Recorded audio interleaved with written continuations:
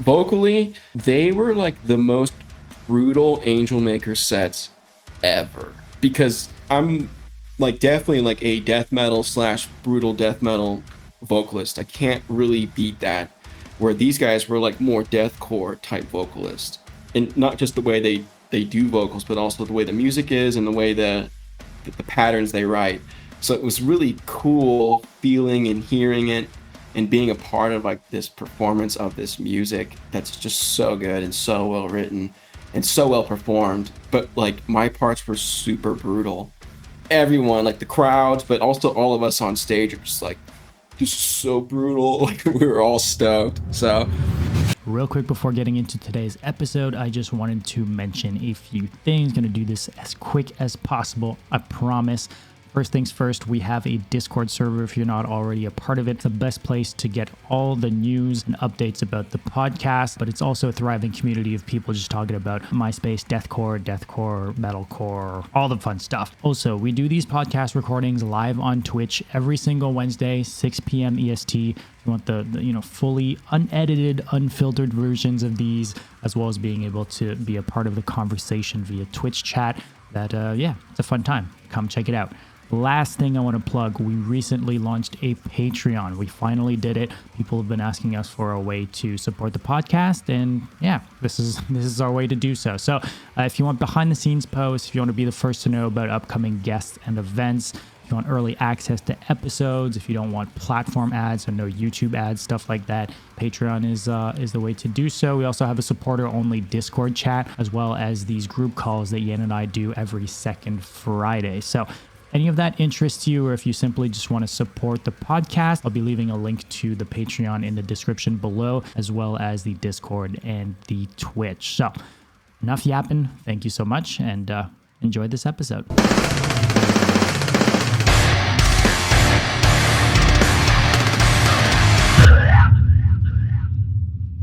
Ladies and gentlemen, welcome to episode 67 of the Brutality podcast. My name is Dom, and I'm joined, as always, by my co-host, Yan. And this week, we have the first repeat guest of the show. We are thrilled to have the man, the myth, the legend, Cameron Big Chocolate. Welcome to the stream. How are you doing, my man? wow, thank you very much. Thanks for having me back. What's going on, Yan? Dude, I'm doing super great. We were talking about that earlier, and it's like Big Chocolate is the perfect person to have to start the year. First of all, I don't know. I'm pretty sure Dom told you, but like we kind of had like a little break, and we never take any breaks. So like to have you after that and start the year on top of that as a repeating guy, it's awesome. The second he told me, hey, it's gonna be Big Chocolate, I'm like, dude, let's freaking do it. Everybody's super happy. So thanks for being here, dude, for real. Yeah, no, thanks for having me back. It's great to be here. Dude, it's been a minute. We had you, I was trying to think back on it. We had you on, I think like late January or early February of last year. You were one of the first guests that we actually had on the podcast. True. And a lot has happened since with you. You've done a lot. You actually also spoke to us on that podcast. I was re-listening a little bit to it the other day just to brush up on some things. You told us about some things that were upcoming that didn't become things that upcame. So we got a ton to talk about. Yeah, you gotta keep me accountable. And remind me. But hey, it isn't the lack of content that you've been putting out. Nope. That's for sure. So let's get into. I think the first thing I'd love to touch base on. You played live for the first time in God knows how fucking long with Angel Maker earlier this year. How was that, dude? Yeah, I did, and that wasn't on my bingo card for 2024. Mm-hmm. I mean, it was great because, like, I didn't think that was going to happen. The band, Angel Maker, didn't think that was going to happen. And then every single night, all the fans never thought it was going to happen either. So, like, the entire time, we're all like, what's happening? It was the best. It was the best. It was actually, like, a pretty pivotal moment. Yeah, it's kind of nice reflecting, doing this, like, last January, kind of like the new year. I'm not, like, a big New Year's guy. I kind of just like keep rolling into the new one, but it's impossible not to be reflective with like, a resetting of a year, right? So it Hmm. was kind of funny because I remember 2023, like around summer, I was like, okay, I'm getting back into music. And I was like, I'm also probably just going to focus on metal. And so like when we did the first podcast, it was kind of like, I was kind of like into that and getting a bunch of things going. And You then had like a this year, million, like the remasters, new album, another double yeah. drop. You had like a ton of things Oh going on with yeah. Disfiguring the Goddess, and then the new projects on Gorehammer and stuff like that too. Yeah. And now I remember what I didn't put out. So that's kind of like embedded in it though. Hmm. So, Colton and I did the new Gorehammer record, and it still isn't out yet. That'll be out this year for sure. We've been like talking about that. They had some changes they had to get through first, so we kind of didn't really want to like overcomplicate stuff. So we just kind of like put it on the side. But Colton was like, "All right, we'll both write songs. I'm gonna write songs," and I was like, "Okay, I'm gonna shift to writing Gorehammer songs. We're kind of in the same era." And then I wrote about 5 songs that I thought were really, really good, but I was like, this doesn't sound like Gorehammer. This just sounds like really good disfiguring songs. Like nothing about it sounded Gorehammer at all. So I was kind of like, you know what? Like, why don't I just like keep these and then we make this first record about like how Colton and I really work together. Because on the first record, the Gorehammer record, I just did vocals and some like very minor kind of production things like samples or whatnot. Sure, So sure. it was kind of like learning how Colton and I can work together. So Colton wrote like 7 songs, and then I produced them. Kind of redid the drums, did the mix, did the vocals, added like it's hard to talk about because it's not out yet, but added like a bunch of like elements to it, I guess. And then I kind of got a feel for the record, and then at the very end I wrote like 3 songs for it, which I think are pretty great Gorehammer songs. But then those 5 first ones I just took and I was like, these are better than all the songs I wrote last year, which was the record I was talking about, Hmm. which I was calling Infinity, which is still, it's like kind of a myth in my Discord server. Like every once in a while, people are like, what's to do with that? I'm like, it's done. No, we're not going back. Cause I've even tried to go back and just like, well, those songs were cool. Let me check it out. Just a waste. The moment's gone. Hmm. So then I took those 5 songs, added a few more, and that became Sloppy with You, basically. So the intended Gorehammer songs, which you could go and listen to because the record's out, Sloppy with You. Hmm. It's like I Hold the Key, Swarming Kingdom, and a song that's Full Blossom. And like those were initially written as Gorehammer songs, but like if you listen to them now, it's like clearly Disfiguring the Goddess songs. Yeah, I'm So sure you kind of that probably tweaked some things to like afterwards to make them maybe quote unquote more Disfiguring the Goddess as well, or more weird, or more, or Not not really, even. dude. Like they were just like that. They weren't. Okay. There was no guitar on them at first. I wrote them all in MIDI, Mm. so it was. But it was. Those were the songs. It just when I added the guitar, like obviously a lot more soul and texture came into it, and then and also like the vocals too. Like I was like, I'm not gonna do like this. Doesn't the vocals are pretty brutal just because that's like kind of my style, but they're To not as say it, to brutal put it as lightly, yeah, that Gorehammer is your should be. your style. Yeah, yeah. But like Gorehammer, we wanted like, just pure, you know, brutality, right? Like pure, Mhm. like More like one of the, slam guttural, like. yeah. Well, it's uh, kind of funny. Like I wish the record was out so we could talk more about it. But we've heard it it's, a year ago for what it's worth. yeah. Like Colton was always like, let's do a slam. It's slam and slam, but to me, it never has sounded like slam. Hmm. So like this new record is just kind of like to me it just sounds like a good death metal record, but it has like our theme is kind of like a frog, so like frog type vocals are like big on it, and like there's a lot of like swamp kind of related themes to it. It's very like swampy bog, like you know Yeah, like and I almost think we've like got a mythical few. vibes. I think we've got a few bands in the scene right now with that sort of very specific weird, like the swamp and frog stuff going on, Yeah. you know? And wizard that's frogs. like a thing, you know. But I think it's not necessarily slam, to your point, but there's the same kind of groove that you find in a lot of slam music. I think that kind of translates into the record you're talking about as well. Like it's just Totally. it's kind of like bouncy and groovy the whole way through, you know. Yeah, like the slam term has been like so. Yeah, it doesn't mean the same thing anymore. It really doesn't. And but Colton's like such a good songwriter. I think just him kind of writing for something that's not Angel Maker, but still like writing death metal with like brutal and groove on his mind. Like it just produces good music. he's his code name is like a riff lord. He's a riff lord. He's like top notch songwriter and just knows how to do it, which so is cool. It's just like I think it's so cool. It's so cool. So, you know, he's great to work with, and it was fun too doing the Angel Maker tour because that was the first time I ever met him face to face. Yeah.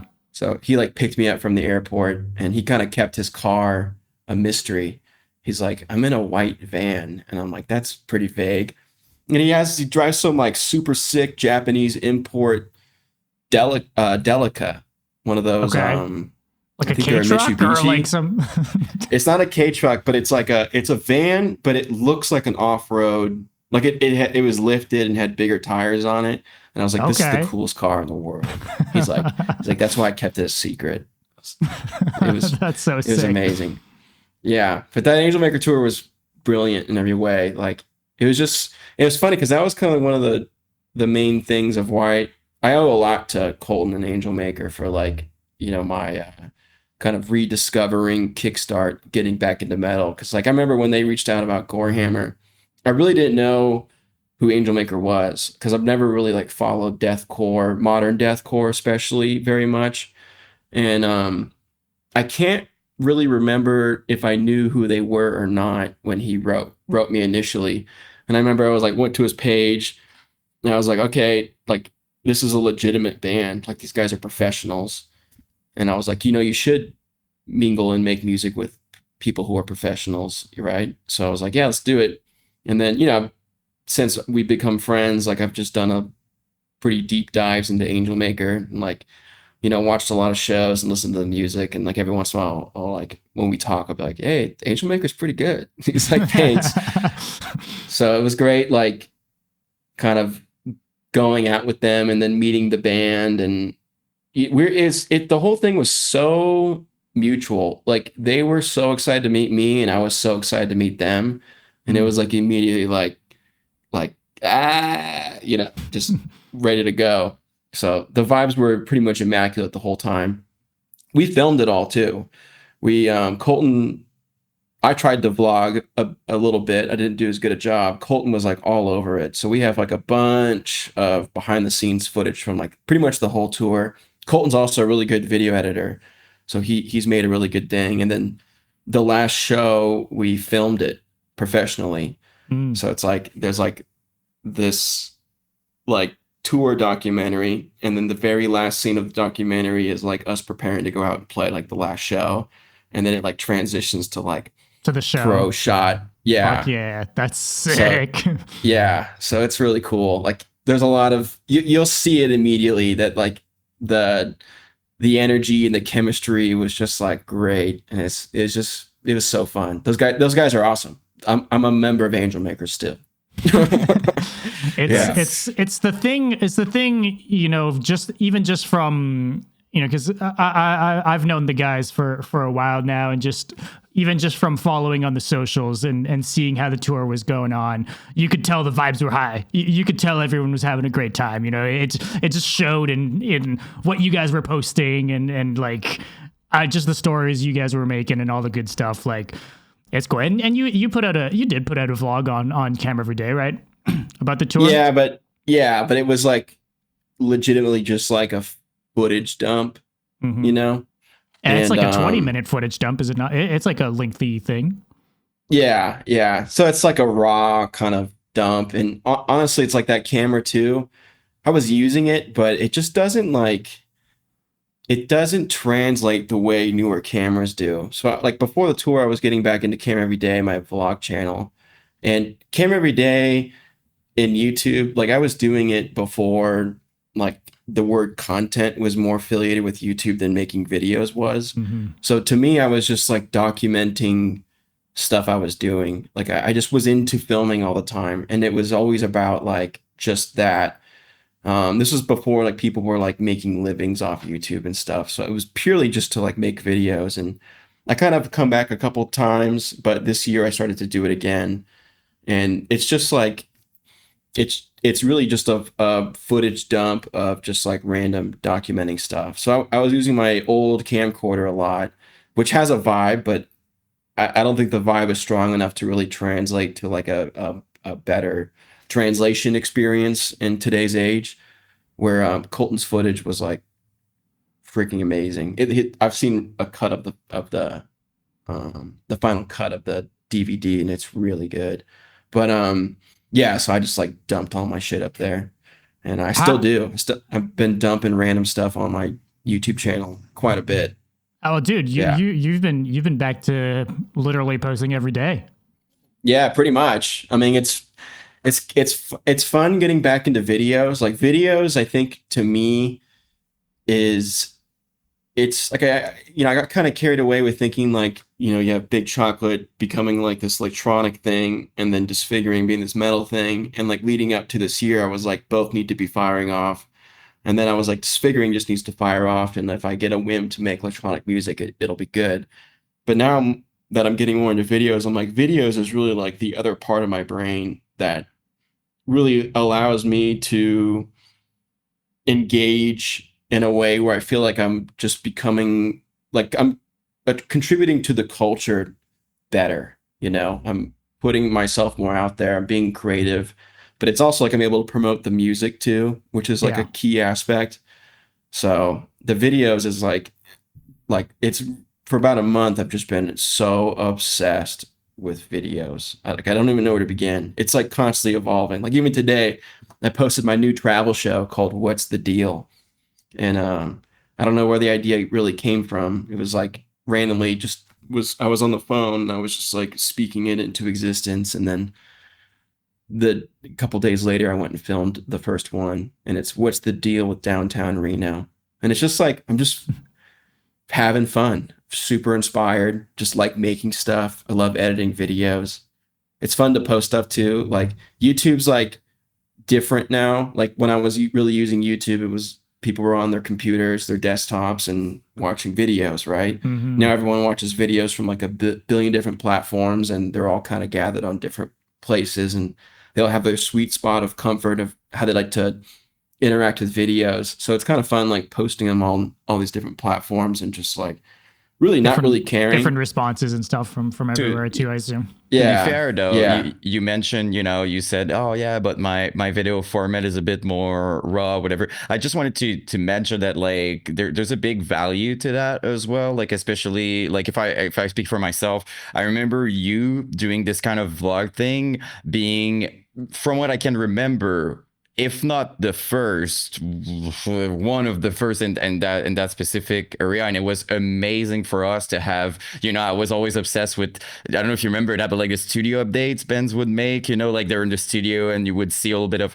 what they do. So like what you did, and especially if I go like as someone who's still obsessed with Mitch Locker and everything he did, to see him kind of in this context with you and was game changer. And I think I speak for a lot of people. So like to see you back on that is actually amazing for a lot of us. Like it's not something, the raw is format is so real that like you feel like you're hanging out with people as you're watching it. It's a kind of a vlog that almost disappear, because I understand now people wants to make it super, I don't know, like Yeah, B-roll and everything. exactly. It's fine, it's cool, there's a value to that as well, but personally I think there's a Totally. big value in the raw, just real, uncut, just like we're hanging out, we're people, we're cool, like we're just doing our thing. So I just wanted to add that, because like I feel like there's a huge value to it, and I think I speak for a lot of people. It's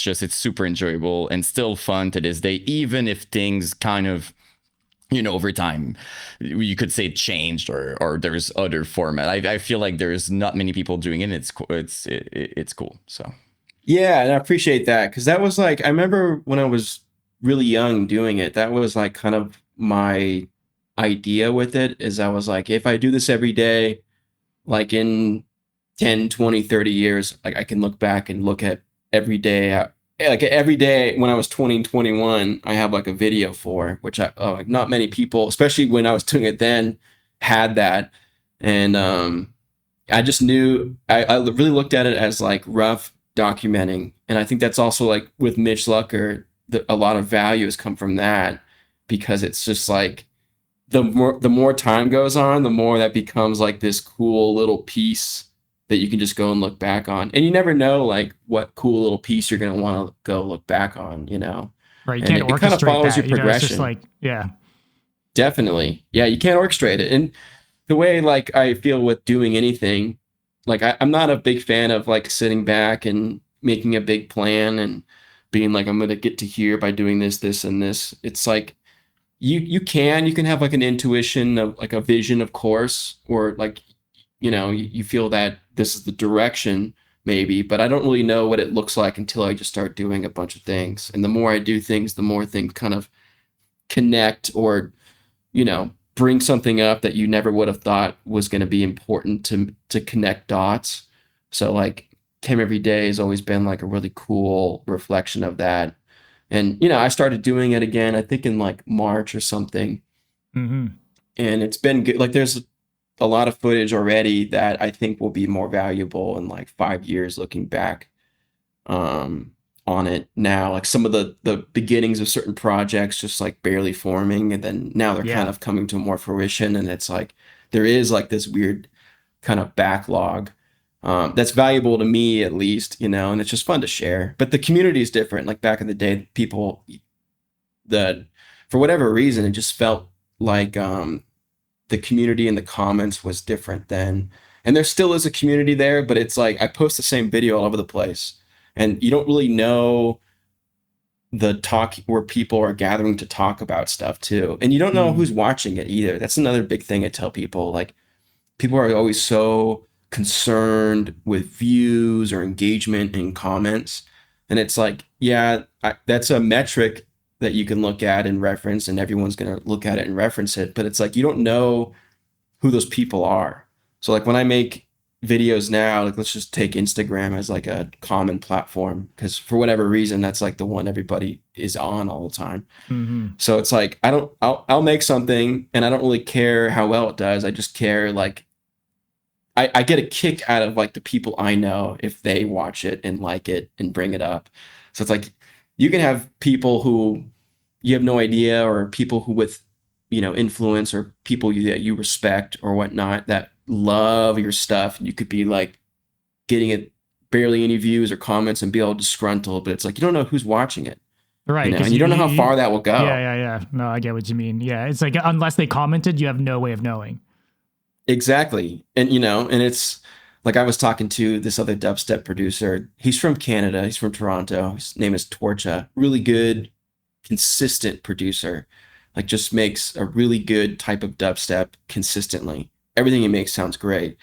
And I was talking to him about something. I was like, I wish more of your music was on Spotify. And he's like, yeah, but my SoundCloud gets more numbers, so I try to like keep it there. And I'm like, yeah, but you don't know who's listening. Like Yeah. you could Yeah. have Yeah. anyone could be like loving your stuff anywhere where there's like album of the year for me for metal last year was this Japanese band that had 78 monthly listeners, and I listened to that album all the time. It's my favorite album of the year. So it's like I don't know, maybe in Japan they like listen to music on a different platform or something, but it's people get over fixated on that, and I just think that's like for one kind of like the wrong indicator for like your satisfaction in delivering something, but it's It also can't. It like can't be. Yeah. That's what makes people burn out. That's what makes people quit doing the thing they initially loved. Is if you just start looking at the numbers too much. Just a quick word from the sponsor of today's episode, Indie Merch Store. Crown Magnetar is launching their brand new EP Punishment on March 7th, 2025, and they have official pre-orders over at indiemerchstore.com. T-shirts, long sleeves, hoodies, CD, vinyl, wall flags, all that good stuff over on the website, as well as, the guest of today. We have Big Chocolate on, and he is a part of Gorehammer. They also have t-shirts, long sleeves, and stickers over on the website. Indie Merch Store is your #1 spot for officially licensed band merchandise. indiemerchstore.com, and you can use code BRUTALITY at checkout for 10% off. That's code BRUTALITY at checkout for 10% off. Thank you again to Indie Merch Store for sponsoring this episode. Now, back to the show. If I'm honest, it's easy to get caught up with that. Like if I look at it's my right YouTube, there all the time. I don't know. Let me get some dope real quick. Okay, I'll open up Instagram. It's just, and especially for me, it's because everything I do, I love doing it right with my channel. I'm documenting MySpace videos and whatever, and bands and whatnot. But when I do a video, it's it feels like we're encouraged to see it as the value of what you made. So if there's a lot of views, it's just oh, it worked. But as you said, it's not because you have less views that it's not good, or it didn't work. Sometimes there's other reasons. It's more niche. It's talking maybe to a smaller group of people or whatever. But it's easy to get caught up with, oh, I'm not doing as good with, oh crap, I'm not as good, when it doesn't mean that. Could be actually super good. So it's one of those things. Yeah, I really liked your video on Weekend Broken Teeth, by the way. That was a great video. Yeah, thanks. That I thought it was definitely important. sent me back into them. Oh yeah, super important. You covered a lot too. There's this guy I've been looking for a while now. Who was in Weekend Broken Teeth. You might have brought it up. His name was Bob. And I have no idea where that guy went. I can't find anything he made. Oh, dude, you have no idea. I looked for, because unfortunately, there's I think the main person in it passed away, was sick. Yeah, and Mike, passed away. R.I.P. Yeah, and I was because I originally reached. I didn't know, by the way, because it wasn't announced yet. I felt so bad afterwards. I sent a message and I'm like, hey guys, I would like to talk to you about a video, and I'm not kidding. I think a few days later, oh, he's sick. So I'm like, oh my God, I'm the jackass, trying to talk about music at that moment. I didn't know though, but because I wanted to talk with them. That guy lived for music. He probably was stoked. And I keep mentioning it. Even in my latest video, I kind of made a video about the rise and fall of deathcore. Because I mean, in 2012, deathcore wasn't doing super well, right? It kind of went away for a while and it was more quiet. And I couldn't stop myself for still mentioning We Came With Broken Teeth and the Cybergrain projects and everything. To me, it's part of history. I think even Phil Bozeman on the freaking Garza podcast mentioned them. Am I crazy? I think he was talking about them. So it's crucial band. Yeah, such a cool band. Yep. Yeah, the original Infant Annihilator, almost, you know what I mean? The original, just crazy, all over the top music, grinding, and he made something 50,000 songs. I remember having you would go on their MySpace, they had new demos, new stuff. It was really original and crazy and different and experimental. Aesthetics. Yeah. One of the and best then the logos culture too. contribute the amount of random people, you'd go to their MySpace page that were scened out to the 10th degree, and they'd have a Weekend Broken Teeth song. Yes. No, it was insane. Cultural. True. No, really.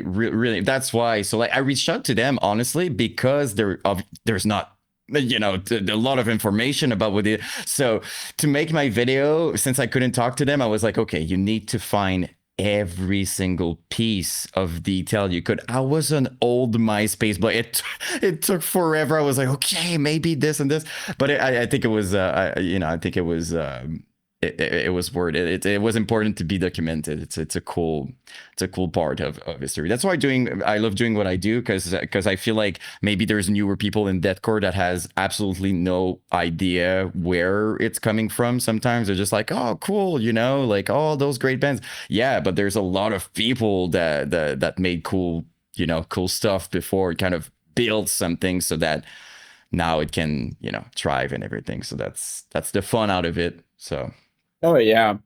Yeah. I mean, I think with making and posting stuff too, it's like, if you're having filling gaps places too, like when Safi with You came out, it was right after summer. I did my Big Slime Summer series, which was so like Big Slime Summer was basically a collection of like 20 songs that I legitimately made just to make YouTube or TikTok videos too. It's kind of funny. Like, I mean, I might as well tell a story, but like, so Cody from Sangasugabog and I met in 2023. We hit it off. They're fans. I'm fans. That mutual thing. It's like as soon as we meet, it's just like, and we just connected. So we kind of kept conversations going. He had started a new project that was like kind of an avant-garde slam type project called Gutting, and just did 2 songs. He wanted me to do vocals on it. I did vocals on it. And then Ricky from Suffocation did vocals on it too. We put it out, and then he was like, hey, can you do like a video of you just like doing the vocals for like a little clip? I was like, yeah, sure. So I did it like after a session. So it was kind of funny because I got, the look was like very like slam-esque too, like a big furry hoodie and, spraying cologne and shit. But Yeah. that was real. Like that's what I was wearing. I was like, I really had chocolate milk with me. There was cologne right there. I was like, because that became a authentic. bit ultimately. Yeah. And then that clip, like everywhere I posted, just had like this kind of like connection with everybody in a way that I haven't like felt or experienced in a long time. Because I like since all these new platforms have come around, like Instagram and TikTok and whatever, like I haven't really like been into contributing to them really at all. Like every once in a while I'd post something, or like I post there's new music, but it was very like I wasn't really like using the platform as like a creative quote unquote as intended. Yeah, like a way to like be creative on it and use really. So like when I saw and felt that, I was like, that's awesome. And then I was just gearing up to kind of plan putting out and promoting Sloppy with You. And I was talking to legendary A&R rep Steve Joe. And I was kind of telling him like, hear the record. And he was like, this is good. What are you going to do with it? And I was like, oh, I'm going to put it out and ads and all this. He's like, honestly, you should just blow up on TikTok or something. He's like, just do what you were doing like back in the day. But again, I think it would work. And I was like, people tell you that all the time. Oh, blow up on TikTok, but it's like people are like, yeah. But for whatever reason, it was like the perfect moment in time. And I was just like, you're totally right. Like I 100% should. And that video just happened. And I was like, I'm just going to make a bunch of kind of like progressively experimental one-off songs and experiment like, with the genres and crossing over and trying different things, but also like on the back end, like using different drum kits and progressing the guitar tone constantly just for the sake of like pushing the limit creatively without committing to doing like a whole record or something. A record that takes you 3 years to make and you only put out 10 songs. Now you can put out 20, like you said, in a summer type thing. Yeah. And use weird, like there's a couple songs on there where like I have a wah pedal in the chain and like it's not wahing, it's just fixed somewhere. And it just like has like this really like kind of awful, nasty feeling to it. And I'm like, that's a cool song. But like you wouldn't do that on a record maybe, but one-off little thing, I was like 100%. So I did that. And my only plan with that was to like build the platforms and kind of like, get engagement and followers and whatnot, and then drop a record that was like, in my opinion, actually good, right? A real record. A real record. Yeah. So I put the record out, and then I got kind of sick. Like the allergies here were like insane. And it was just like I would be like kind of like under the weather for like a week and then okay for a couple of weeks. And then we had what's called a long summer here in northern Nevada. So like there's this bush that pops up at the end of summer called rabbit brush, and then it freezes and it goes away. But it just wasn't freezing. So like these bushes were everywhere for like 2 months, and I was dying. Everyone around me I would have thought I had like leukemia or something if everyone around me wasn't going through the same horrors. So toughed it out, and then so I wasn't really promoting Softly with You. I kind of like took a little break, which was probably needed to. And then kind of was like, all right, I was listening to the record again, and I was like, this record's pretty dope. Like, I should make CDs and vinyls. So I did that, and then all these CDs and vinyls show up, and I'm like, all right, like, what do I do with this stuff now? Yeah. And then at the same time, I got more into videos again. So I've just been, for probably the past month, I've just been promoting Softly with You hard. And it's interesting too, because like the music as a record, it's great. And like as a fan of like death metal, it's fantastic. And there's all these like tons and tons of good moments, and overall it's pretty catchy. But in terms of like getting engagement from it with like Instagram and TikTok, it just doesn't have the same, like if I do a Putrid Stew video, which I'll talk about in a second, it like well, you're right. But it's like, again, I don't think that really matters. It's like the people who do like it, if you're inspired making things for the thing that you were inspired making, so you could just do it till the cows come home, and or until you run out of inspiration, you know? So I don't think it's been great to promote, and it's been fun to kind of like revisit all these little moments of the record. And people who are fans of it, they'll watch like a clip and they'll be like, oh, yeah, I forgot this song. Like, you made me think of the song differently. And I kind of am just looking for people to like maybe catch a segment of the album where they just like, you know, when you like it hits you where you're just like, what is that? And you just feel inclined to go look it up on Spotify, and or you can't and stop now you're like thinking into about this it type of record. thing. Yeah. Exactly. I'll have a So I've just movie been where I'm looking for like, I didn't those. really like that, but then I can't stop thinking about it for the next week. I'm like, okay. Yeah. You know, I think I like it. Yeah. Yeah. That's Yeah. kind of how I was like when I first got into Slipknot. I was like, yeah, I'm not Slipknot. And then I think my cousin asked me on the bus going home from school one time. He's like, hey, do you like Slipknot? And I was like, nah. And then I thought about that answer for like 2 weeks, and I was just like, I think I like Slipknot. I'm a fucking liar. Yeah. And I went out and bought the first 2 records, and great Shows decision. up with a Slipknot t-shirt the next day. Nah, I hate yeah. this band. Yeah. Yeah. But the Putrid Stew thing, just to wrap that up, and then I think I'm kind of flushed with certain aspects of this content, music, evolution story. A lot of it involves Cody in some weird reason. So when we put out the gutting thing, Cody and I every time Cody and I talk, it's for like 5-6 hours, you know, and he lives in Ohio, which is like adds a few hours for me. So it'll be like 3 a.m. I'll be like, dude, like, aren't you tired? It's like, I'm talking forever. But that's just how it is. And I was talking about how the record was cool. And I was talking about my, like, you know, how I felt about the record as I was doing the vocals too, and how it affected the vocals, you know, and the vocals on my track were like very much so, I don't say like one take, but it was like, you know, you would get inspired by like the feeling you had running with it versus like this segment needs this segment needs this. It was kind of like this segment needs this because of this is how I felt on the segment before it. So it was very like unconscious decision making and very feely, and it really reminds me of like how I feel like a lot of jazz would be, and the music has that too. And Cody felt the same way, so it was nice for us to connect on that aspect of it. But one of the things I was telling him is I love repetitive music. I love like when music finds a groove and just like bludgeons the hell out of the repetition of it, you know. Like that's why I like a lot of certain types of death metal or death metal songs.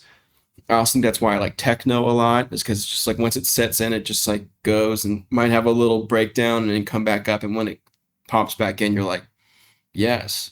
So he kind of took that conversation and he was thinking about repetition and music a lot. And then he made the Putrid Stew record that we did, which is 3 songs. And then I was doing all these videos all summer.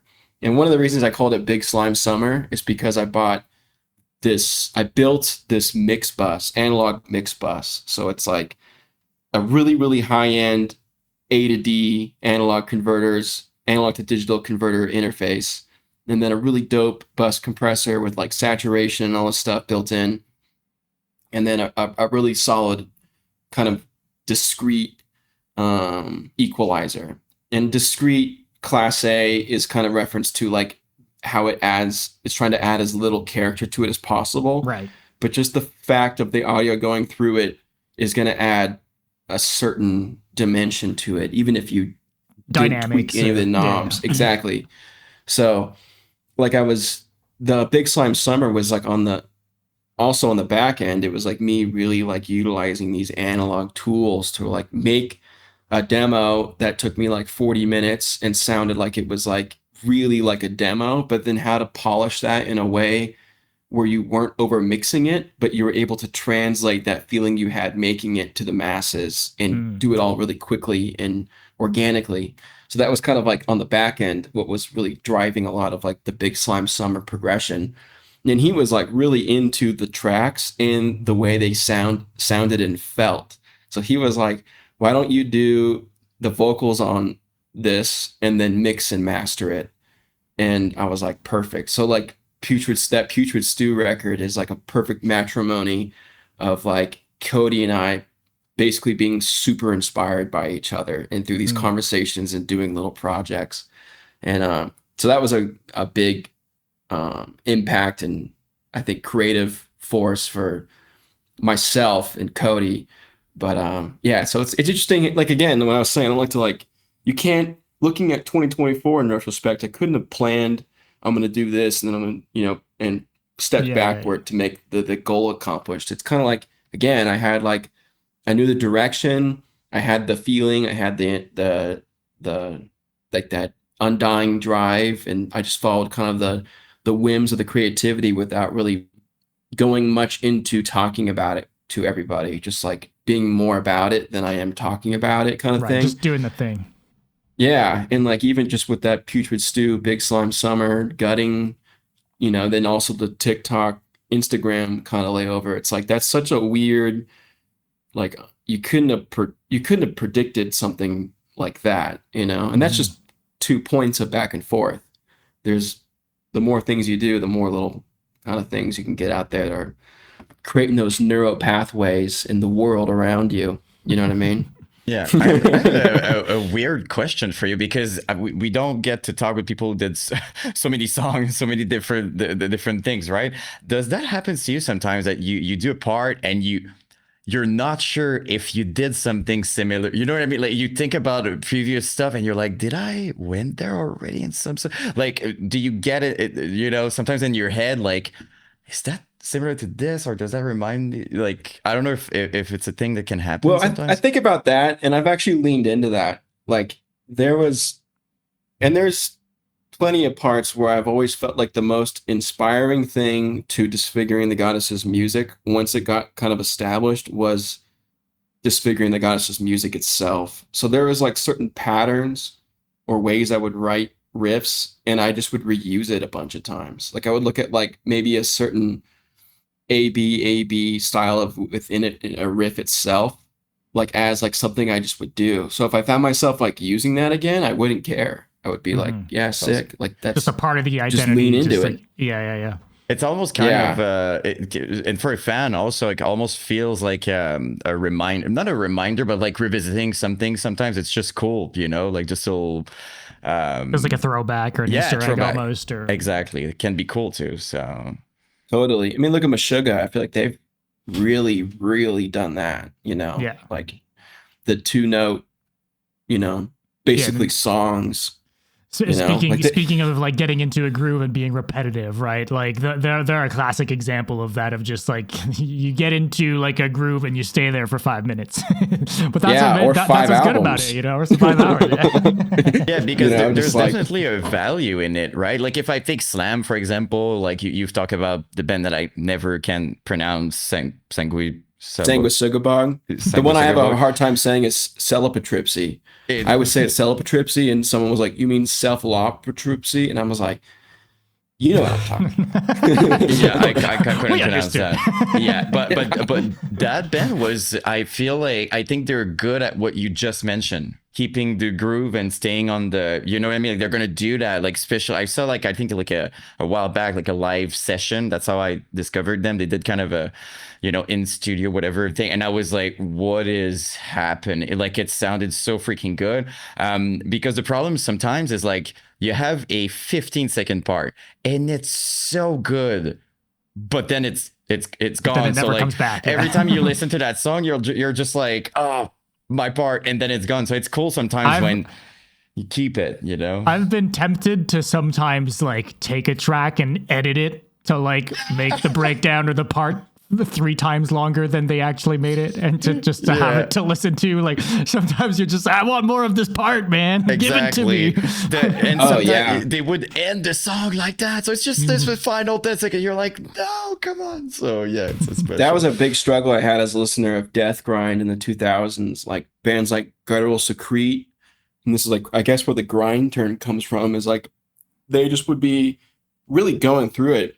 And they had this one song, can't remember what the name was, starts with a C, like Corphilic or whatever. But it had this part that was just like, you know, it was like kind of a build up, and then he went, oh, and then it had like this one riff that was so groovy, but played just twice, and then immediately went to the next thing. And I've always just loved that one riff. And I've always felt like too, like if you had a moment in a song that really inspired you, it's like that's almost like good enough. It's same like analogy would be, let's say there's a book that you have one nugget in it that really like attributed a lot to how you felt, or it verbalized something that you've always thought about but you never heard verbalized like that, and then the whole rest of the book was just a bunch of mush. It's like that one moment, that nugget is like way worth the whole kind of enduring the whole book.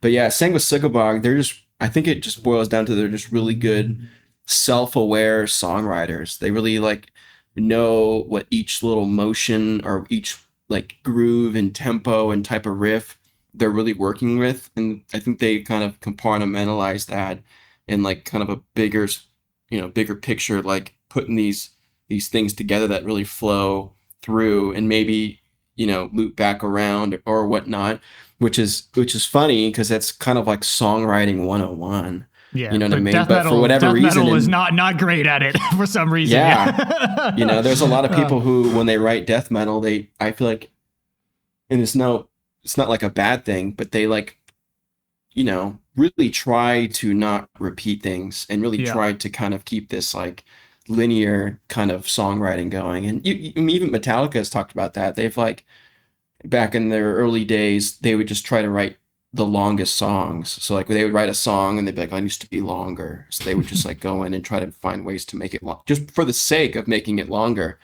So I don't really do that. I mean, I'm really much like, the song could be a minute or the song could be 5 minutes, but if it like feels the way the song should feel, I'm not going to question it or like overanalyze anything about it, you know, external or internally, right? You know, or if like what people will think. That's a hard thing to do, though. Yeah, I feel like a lot of people would like aspire to be that way and to think that way about their music and to just kind of feel it out. But I think most people just feel the pressures, man.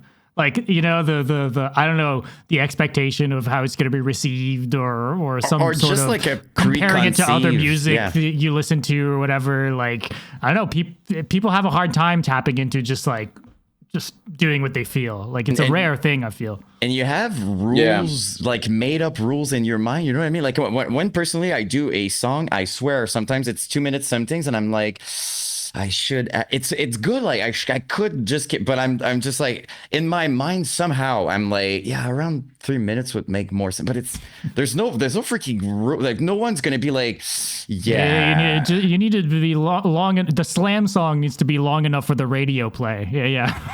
No. It's like who freaking cares? Especially in metal, you know, right? Like it's just who the fuck cares? And the funny thing is, me as a fan, I'm super stoked when it's like a 1 minute 50 and it's just sick. I'm like, that's so freaking cool. But like somehow when I do one, I'm like, does it need to be like? But it's so stupid because sometimes it won't service what you're doing. It's just something you're doing. Just you're adding things. I wouldn't say in like a bad way, but you're forcing yourself to be like, it should be that, when there's no rules. You're making that up, you know? So it's funny. Yeah. I mean, that stuff could be a part of like your overarching creative development. Like I always think it's nice when someone goes through that phase of like, if they're into music production where they like EQ a snare for a month and they realize like they think it's great and all that, and you could learn stuff, but maybe one of the most valuable lessons you can learn is like maybe you should just use a different snare drum, you know. But like I've kind of always been like that. Like even early Disfiguring the Goddess, there's like a song called Passicism of Insignificancy or whatever, and it's like a minute long, and it just like the same couple sections looped and just felt right. So I've kind of always been okay with like doing that, but I've really lately like leaned into, you know, putting certain using creative tools, like writing metal like you would write pop, where like this sounds like a verse or this sounds like a chorus, or you write the chorus and then like all that becomes the verse, and how to like segment these things as like more so blocks than like having it be some complicated web. You know what I mean? Like most catchy music, death metal or not, like has those elements of, you know, dots being connected, right? So I've just always kind of gravitated towards that, and especially lately, like Softly With You doesn't sound like it, but all those songs are really, really, really well structured. Like some of them are legitimately like pop songs. Like the song Softly With You is like chorus, verse, chorus, bridge, double chorus, done, you know? Or then there's songs like Child, which don't really have like the verse chorus terms, but it's kind of like A, B, and maybe the second A, B, that A is changed up a little bit. And then I'll go into like the D, and then maybe the D kind of inspires something else, and maybe there's like a little bit of an action there. And what I will do creatively, that'll also be like a pop structure in some cases, right? Like we often think of the just you know, verse, chorus, bridge, chorus, and that's like the typical maybe pop thing. But what you just described there is often used too, you know, like that sort of like alternate structuring. And I don't know, man. It works, and it creates good music. You know, I think my biggest deathcore, I think I think the best deathcore I've enjoyed the most has had like choruses. It's like a repeat part, and a repeat part can be a breakdown. It doesn't have to be like a singy thing either, you know, but just like a thing that you know, that ties it together, that brings it back. I'll be honest. I like both personally, because there's certain, like, as I said, it's cool when some things comes back, but there's this other part, bigger part of me who really enjoys when it's like the randomest thing in the world. And I do agree with you, by the way, Cam. Like everything you said makes complete sense. I'm just talking in terms of like my taste, what I listen to. But I kind of enjoy when I have absolutely no, especially in like brutal deathcore, we're talking like early Suicide Silence demo, like that specific like era. It's amazing to me when you have it's so random that you have absolutely no idea what's gonna hit next. It's cool. But in terms of being in my, it sounds stupid, but like in my car, and it's just like when you have a repeating part that's so freaking badass. That's why I also love new metal and other stuff like that, right? Like it's cool when it comes back. So I definitely I see the value, because what sticks in your mind most of the time are the repeating parts, the parts that comes back, this kind of structure. So I see value in both personally, but it's so freaking different, you know? So that's I mean, to compare it to like the early deathcore stuff, it's like 1000%, you know? But I don't know. It's kind of like, again, it's like organic. If that's like the thing that's like, you're able to produce organic results and see and connect continuously, then it's like great. But even like Suicide Silence definitely like implemented choruses and whatnot. Pretty quickly too. So it didn't take long. I mean, I think my biggest analogy, which Jan would love, is Blink-182. Like you listen to early stuff and it's like punk rock, you know, dun dun dun dun dun, and then there's like this moment that just clicked in them where they were like, oh, I think we know how to write a song now. Oh, that sounds like a bridge. Oh, that sounds like a chorus. And they're like kind of putting these pieces together, and it's like, boom, best music, you know? So it's just whatever helps you. Has to serve the song. You know, whatever helps you frame it. But I think you have a point, though, because let's be honest, like the example I'm mentioning most of the time are early days of artists, right? Most of the time they're writing and they're experimenting and stuff like that. But as I feel like as soon I'm not saying one is better than the other, I'm just saying as soon as you start maybe as a musician artist to like really pay attention to your song structures and everything, it kind of leads you to repeating parts and a different structure and something that people like, it stays in their mind and everything. Like if you look at everything that's kind of big or whatever, they all do that, right? Almost. I could be wrong, but I feel like that's just part of like anything. Like you see bands like I think a good example, Signs of the Swarm with freaking I keep forgetting the name of the song, but one of their biggest Amongst the Low and Empty is super, there you like, go. structured and exactly like structure like I a love that's that the shit, record. and that's the and that specific song is like my favorite of theirs, and It's so good. it's probably purely because of the structure. It's so good. And there's like just the intro riff that comes back, and it's just And it stays in groovy, your and head. It stays in your head. Yeah. When I did the video about them, I'm not kidding, I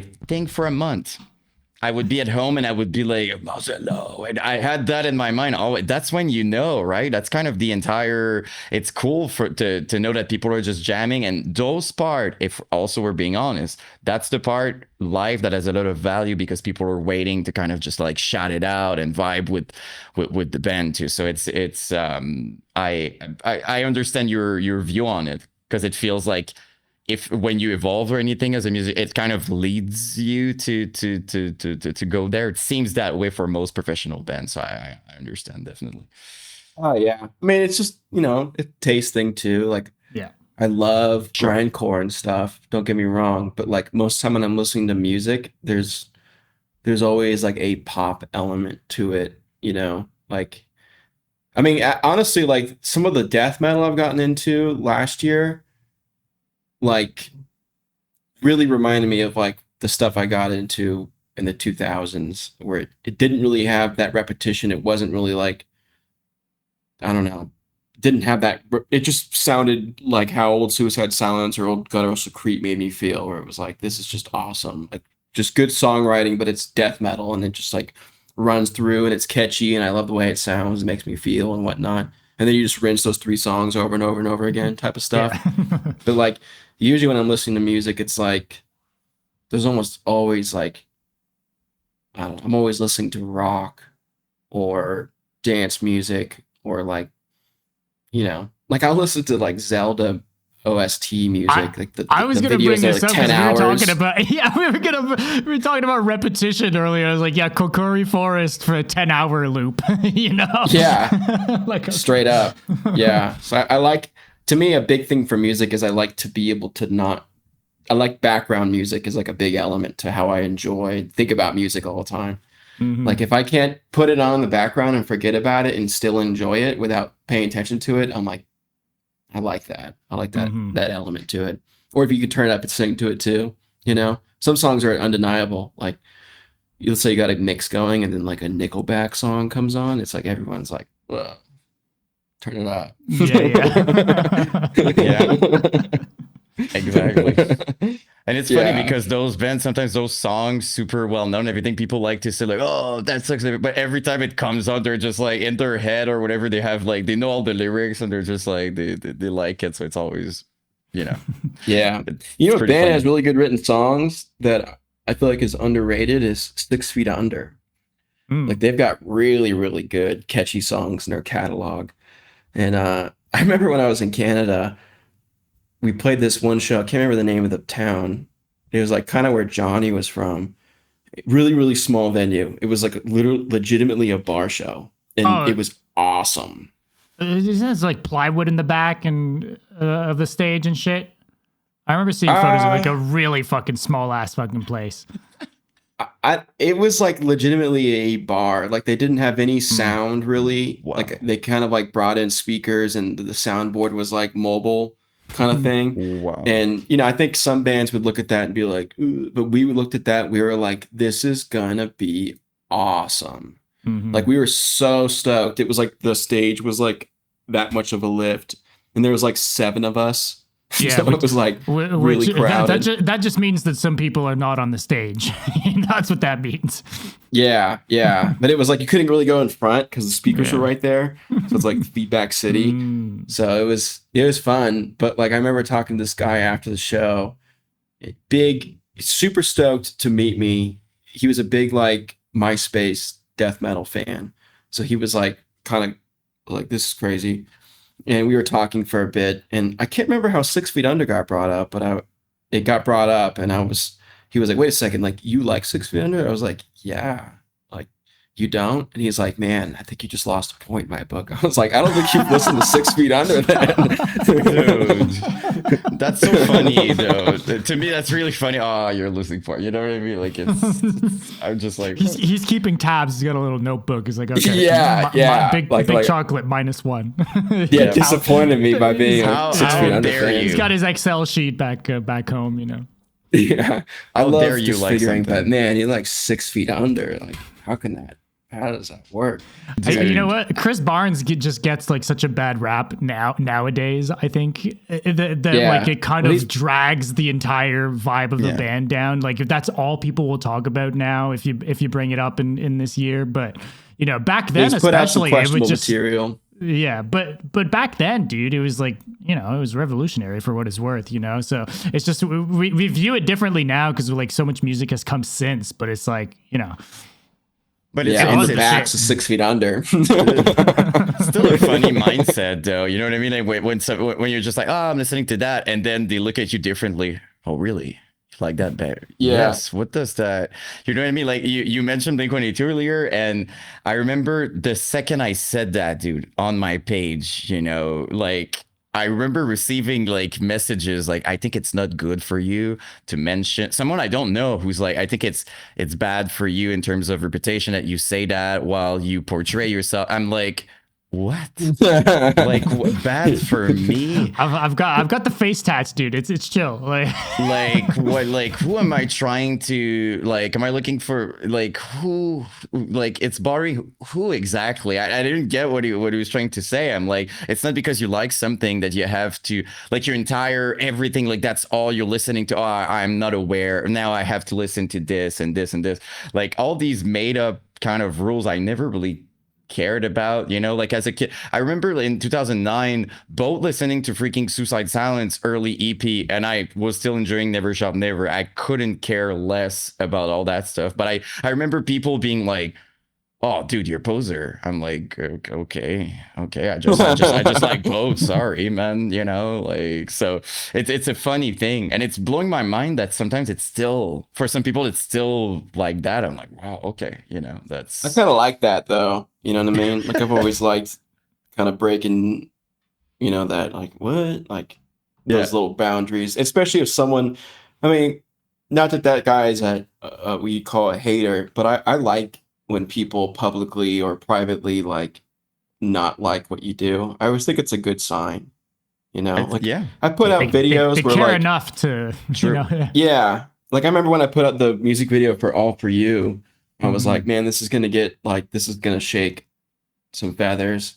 And then I remember putting it out and reading the comments on Facebook for like the first couple hours, and everyone was like, this is so sick, like this is so good, and I was like, oh man, it sucks. You're looking for the negative reinforcement. Yeah. And then people started commenting like, oh my god, this guy is so gay, and I was like, we're back. It's a hit. He's fully leaned into it since. Dude, you have such what the a hell good is point. this? No, but seriously, yeah, it sounds weird, but it's so true. Like for me on my channel, I'm not kidding, it's a good indicator. If I only have positive comments, it means it's going to be more niche, maybe smaller and everything. It's okay. But the second I see a lot of hate on something, I'm like, oh, this video is going to do good, actually. You know, like it's like, I think it's what it reached more the people that normally wouldn't be reaching. You know, exactly. When I start seeing what the hell with your face tattoos, like deathcore suck, I'm like, oh yeah, I'm doing it's good, it's reaching these people, I'm okay, you know. Or they write comments that it takes an hour to read type thing. It's like, all energy. Exactly. Energy is the name of the game, you know. Contribution. No, for sure. Right, for sure. It's like, that's how I think about everything.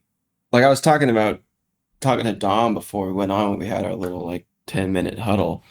Like I look at everything as contributions, you know? Like you put something out there for the good of the game, and then people can take from that what they will. But if they take something from that positively, maybe just affects their life in some positive way, maybe they're not like contributing back, but they will usually contribute back in some other weird way. Like being a fan, I think, is like also contributions to the game. But it's like the Brutality podcast is like a good contribution to the game. You know what I mean? It's like just it is, you know, it's a good thing for the scene. And you know, just so respect there. I was giving respect to Dom before, but No, might as but well dude, say it thanks. publicly. Really appreciate. I think it's also like what was cool for us, if I speak for the both of us, it's like we if you find it's rare to find that, but if you find someone who's doing it for the exact same reason, right? Like it's all coming from a place like we love that, we're obsessed with, like we're nerds, we're obsessed with like MySpace era, everything that happened and everything. Like when you find someone who really like you do it just because you love it, usually it's going to lead to just like finding people with the same feeling and vibes, you know? So like it was important for us to just keep that core, just let's be stoked, let's not do things because just like, oh, this gonna get, you know what I mean? That would be good. We're not stoked on that, but it would be good. Like we never do that. People we're receiving as people we want to have on, and it's been an amazing experience. Like if the 15-year-old me right now would see that I was be sitting down with the dude with gnarly vocals singing with freaking Jonathan, that the famous video or whatever, I would be like, what? I'm gonna be talking with that guy with the gnarly vocals. It's just one example, but I'm just saying like it's been such it's been such a cool journey, you know. And we're both, at the end of the day, seriously, we're both just fans, right? Of all Yeah. of it. So Yeah. And I feel that that's way about I've said this maybe a few times, but like I feel like that's sometimes where fans I think like incorrectly like try to devalue themselves as like I'm just a fan. It's like, well, sometimes they legitimately get it, you know, like they're through their taste and what they like and how they interact with the culture. It's like you're just as important as really anyone else, you know what I mean? Like just because you're not making something that's doing something doesn't mean like you're not the same as everybody else and you wouldn't get along with like the people who you look up to, so to say. You know what I mean? true. So It's a good way of seeing I it. felt But that you, way in dance music too. Like there's dancers, like people who go to the clubs just to dance and they're like love dancing. And it's like sometimes I would feel like I had more in common with them than I would like other producers or DJs. Like, because you can meet producers and DJs who weren't into dancing. And I always felt more connected to the music with people who were dancers sometimes compared to someone who was like, yeah, no, well, too in it. Yeah. yeah, I don't know. So I just always like tried to like I always made that connection in my head, and I've tried to verbalize it a few times. That's like, you know, there's heavy connection between feeling connected to something specifically, you know. And like Instagram is cool for that too, because you'll have people who like collect CDs or whatever. Like there's this guy who follows me. I can't remember his Instagram name, but he just like collects CDs. He's just got like a big wall of CDs. He just buys CDs and like has them and takes a picture of them, and it's like that guy's cool. You know what I mean? Him and I probably get along. You know what I mean? He's Yeah. doing his little thing of like cultivating something. But yeah, I just think there's a lot of similarities between people who are gravitate towards this stuff in one way. And like even if there's not like common bonds behind people's on like a deeper personal level, it's like just the music itself being so connected to that's like all you need sometimes to like really Yeah. have community and like that. Okay, like everyone comes from all these different things and believes different shit, but like, you know. And would like disagree on so many things Yeah. potentially, but you Yeah, know, but they're there's, best like, friends here, right? because And of the it's music. real.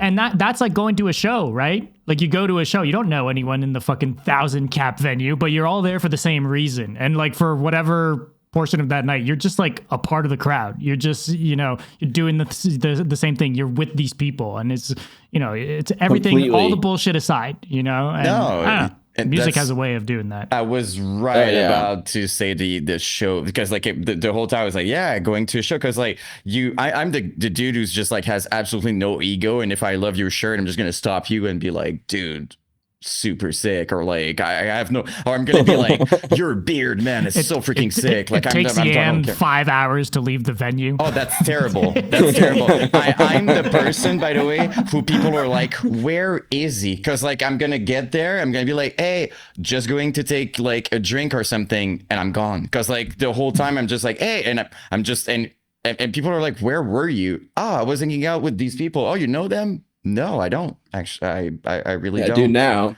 Yeah. No, they're quite cool. the introvert, if you could believe that, but Yeah, and I'm an introvert, but like where it's just you feel music really changed my life in that way, because as an introvert and stuff like that, like in it just feels like it's just we all share that, right? Like there's no freaking enemies here. It's just like we all have the same passion. Why would I act cool, or like, oh, I'm something? I have no reason at all. I don't do that in general, but in a show, it's just we share that together. It's just be freaking nice. That's how I see it. I think there is something though to kind of, because you briefly mentioned like energy as well, right? And while like contributions can be, I guess contributions can be both positive and negative, but I think every single example and everything that we've talked about, you talk about this guy that posts his CDs and stuff like that, like us doing the podcast, you putting out music, like all these things are, in my mind at least, like they're not negative. It's all just out of positivity and or joy for something, or for excitement towards something, or there's like, because that's where it kind of loses me, like with stuff online where people are negative, right? And we talk about that being a good sign of reaching new people and shit like that, but that to me is like the complete opposite of contributions, like regardless of if it helps or not. Like I feel like, I don't know, I feel like people like us will relate to each other and will connect on stuff because we're positive people. Like I think if Yan and I were like just shit talkers, we wouldn't be doing this right now, right? Like there's something there, right? No, like that guy that's posting CDs, it's like he's just stoked, and that's cool. There's something cool about just doing positive things, and being stoked Definitely. for stuff. I don't know. I mean, I think it's cool when people do the opposite too. Like if you want to make a vlog and just like shit on records, I probably think that was kind of funny. You know what I mean? I love when there's no reason to. They're just gonna be, that it's sucks, funny. no Don't get me reason. wrong, but it's just I feel like there's less of a way to relate to that sort of thing. Like I don't know. Like I doubt I'm gonna connect with someone over negative shit, but that's maybe just because I'm inherently not that much of a negative person. But Exactly. I don't know. We don't relate, but I feel like what happens is these people kind of like their audience are almost the same, right? So like they see that and they're like, finally, someone is saying that this music is shit. Like like they're kind of connecting in a negative way, weirdly. Like I feel like that's what's happening, but I feel like it's almost a choice that you make though, right? Because I'm genuinely stoked when I see people having success in anything. Like it's so stupid. Like I see someone, even if it's not in metal, it's something I don't even know. I'm like, good for him, good for her. Like I'm just happy. But there's the other kind of people who are just like, oh yeah, they fail, and they're just like, that's what I thought. They're just like they're trying to feel, maybe sometimes they feel better about themselves because they're like, oh, that's what I thought. But like, or it gives them an excuse not to go for it. And there's people who are stoked, and there's people in the middle. But I feel like the point you're making is you're gonna relate with similar mind people. Think a little bit like you. So positive attracts positive, but negative, unfortunately, is way louder most of the time, right? Like that's what kind of grabs. And it's cool too. People. It's okay. I mean, like hardcore shows and hardcore crews and stuff with like all the violence. It's like I'm not gonna go to the show, but I kind of think it's cool. I might die if you know I what go. I mean? Like, so I live near Reno again, but I grew up around here as well, and like in Reno. Back in the 2000s had like a really violent hardcore scene. It was kind of like notorious, through scenes that Reno was like a great scene, but very violent and very like DIY at the same time. And I remember going to a couple shows when I was like 15, right? And I only went to a few, and I was like, I'm not going to any more of those. And I never did. But I still thought it was like cool. You know what I mean? I was like, that was scary. I'm not going back. Yeah. So No. it's like, I don't know. It's like, there's, it's never gonna be like everyone's just like doing rave reviews of everything. But you're gonna connect with people who you connect with, but still, it's like, I don't know. You can choose to not do a review also. I don't know. There's like a part of me that's just kind of like, if you know you're going to hate it. Like, I don't know. Personally, it's just, I see value. Like, I'm like that with movies. More it's like, that movie sucked. Yeah, but it's just like, I love at least when there's like something behind it. It's cool. Like if someone is like, hey, here's why, you know what I mean? There's like point being like, oh, okay, he really hates it. But there's a lot of people who are just like, it's terrible. I hate it. Okay, that's cool. I guess you shared with the world you hated. Yeah, it's funny too because I have friends that one of my best friends I always call a hater because he is like a hater. But like I love talking about music with him and showing him stuff and like listen to his like I'll show him something unfiltered like, reaction. Yeah. And he just like I could just tell like that he's not going to be into something, and like I love talking to music with him, and like there's tons of things I love that he's like, it's so stupid, or vice versa, or maybe I know that he's not gonna like something. I'm like, what do you think about this? And he's like, and I just like love it. I don't know why. There's one of my really good friends too in life, Shiv the Impaler, who's been doing stuff for a long time. We met back when I was like 16 on MySpace. I posted a Disfiguring song. I think it's one that's like still in circulation. Teeth of Emulation or something, like one of those older promo songs that's like kind of like epic. And I remember posting it, and like he wrote this MySpace comment, and it was like this long, and it was like really critical. And I was like, I kind of agree with that in a weird way. So I like added him, and we've been friends ever since. Wow, that's bonded over the hatred for the very thing you put out into the world. I was like, hey, I kind of agree. And we just got along over music.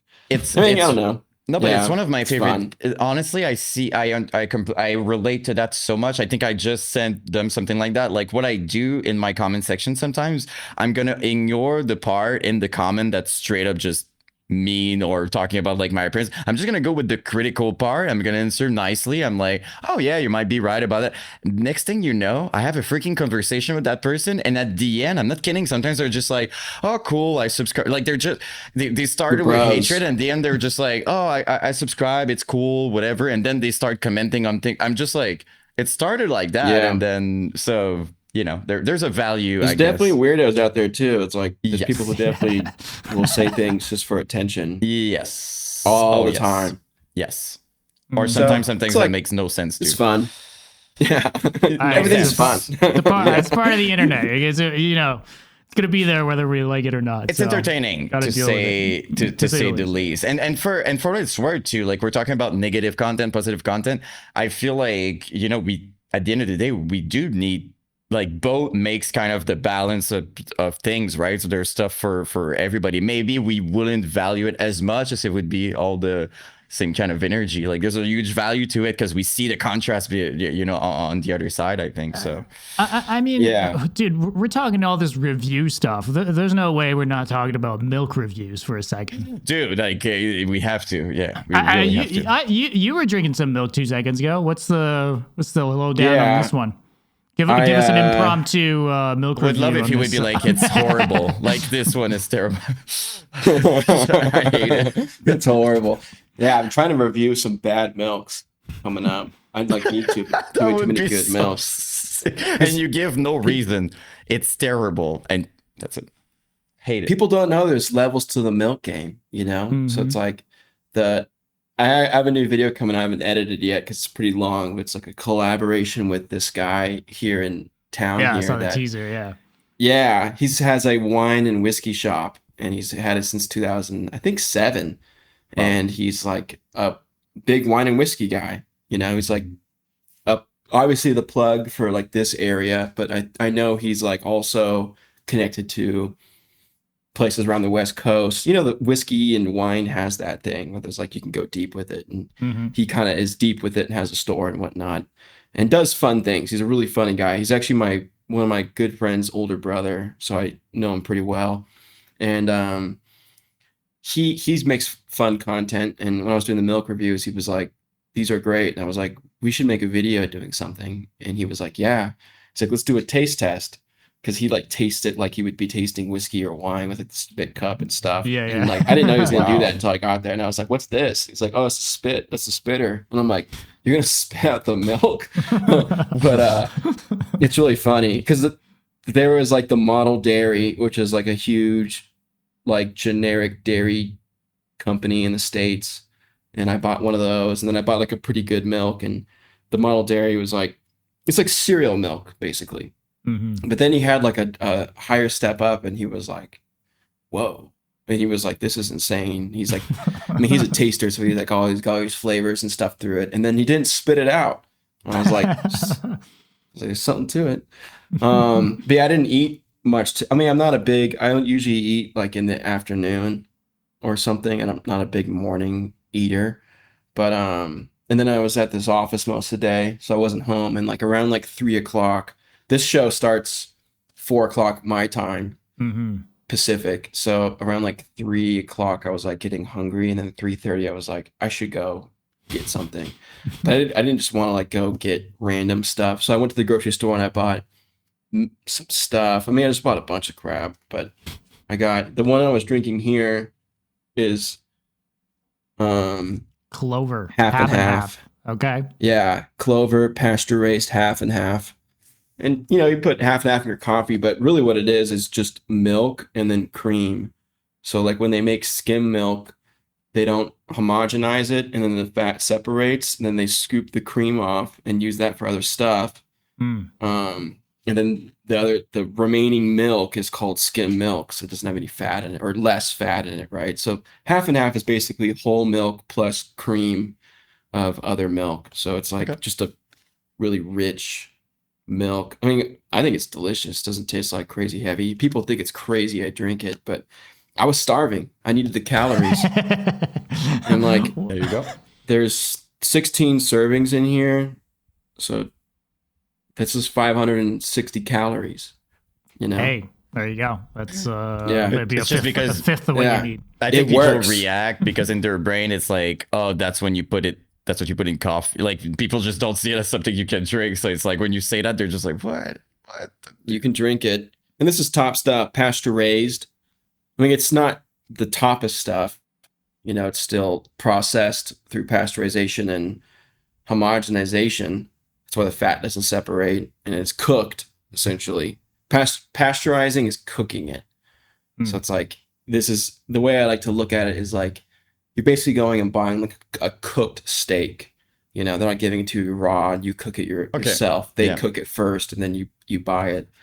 Most of the milk, especially in Nevada, is all pasteurized. But then I also bought this because I didn't know how hungry I was, which was a whole milk kefir. And kefir is basically fermented milk. So you take milk. They have like these little, like you'd ferment anything. They're like these little, I think they have a name with kefir, but there's like these little living things, right? Yeah, And you throw probiotics them and in milk. everything, right? Am I Yeah, crazy? and then it super exactly healthy. like same way you'd make anything else that was kind of fermented. You'd have to have some kind of agent that like kicks it off. You know, yeast and sugar for beer, and kombucha probably has their own little thing. Very and good whatnot. for the gut health and microbiome too. Like I'm obsessed with that stuff, and like when you have probiotic and stuff, like people really underestimate how freaking good it is because there's bad bacteria. I'm sure you know, but there's bad bacteria, there's good, and you need a balance in your gut microbiome. So it's Oh, the yeah. second you said Well, it, it's really healthy, like super healthy actually. So It's like on that note too with milk, like cows have their own, they have like a really, really complex gut microbiome, for lack of better words, but like they have 4 stomachs, right? So all those four stomachs are meant to do is process grass. And they have all this bacteria in those stomachs that basically eat the grass and then produce bacteria from them eating the grass. Yeah. And the cow lives off of that. So the cow eats grass because the bacteria in the stomach needs the grass. And then the cow lives off the byproduct from the bacteria. So that's kind of how cows work. So it's like if you feed cows stuff that's not grass, the bacteria still eats it, but it's like, what the hell is this? And that's when the cows have like all these problems and whatnot. Yep. So like when I drink milk, I'm always going for like cows that are eating grass because Makes that's sense though. what they're supposed to be doing. Yeah. That's Do also they ever it's going to be the advertise healthiest that milk. like grass-fed cow milk? Like, is that a thing? Yeah. Yeah. So this stuff like this will say there's terms for it too. Mhm. So this will say pasture raised. This doesn't say grass fed on it, but like if you look at it, it says milk from pasture raised cows. Mm. So it's like the cows are eating grass. Now, when the cows are eating grass, it's like you don't have any problems with the meat or the milk, really. The problems come when the cows aren't eating grass because the bacteria will develop harmful bacteria that now gets transferred into the milk and into the meat. So if you cook it and you kill that bacteria, you don't have the problems anymore, right? So That's I'm kind why of like, most milk is pasteurized, right? That's kind of the Yeah. whole reason. yeah, you're like the milk might be bad, but like it doesn't matter because it's not going to make you sick because all the bad things have been killed from it. Yeah. But if the milk wasn't bad to begin with, like all the bacteria in that milk is good. And then there's a bunch of other stuff that gets killed off when you cook it too. Like Yeah. a lot of the enzymes, a lot of the nutritional content goes way down. The taste changes, of course, just like, Yeah. just meat. Same too. goes for a lot of things, you know. Even it's gonna sound stupid, but like fruits, I'm not saying smoothies are not, good. They're actually really good, but there's a value. Like when you eat like this, like there's some fibers and some elements. I don't remember all the terms, but like there's minerals and stuff like that are lost when you do stuff like that. So like every time you do, I don't know for you, but every time you read about that stuff, it ends up being like the most natural way of how it was supposed to be eaten or made is usually what's going to get the most, it makes sense too, Yeah. but that's always going to help. So.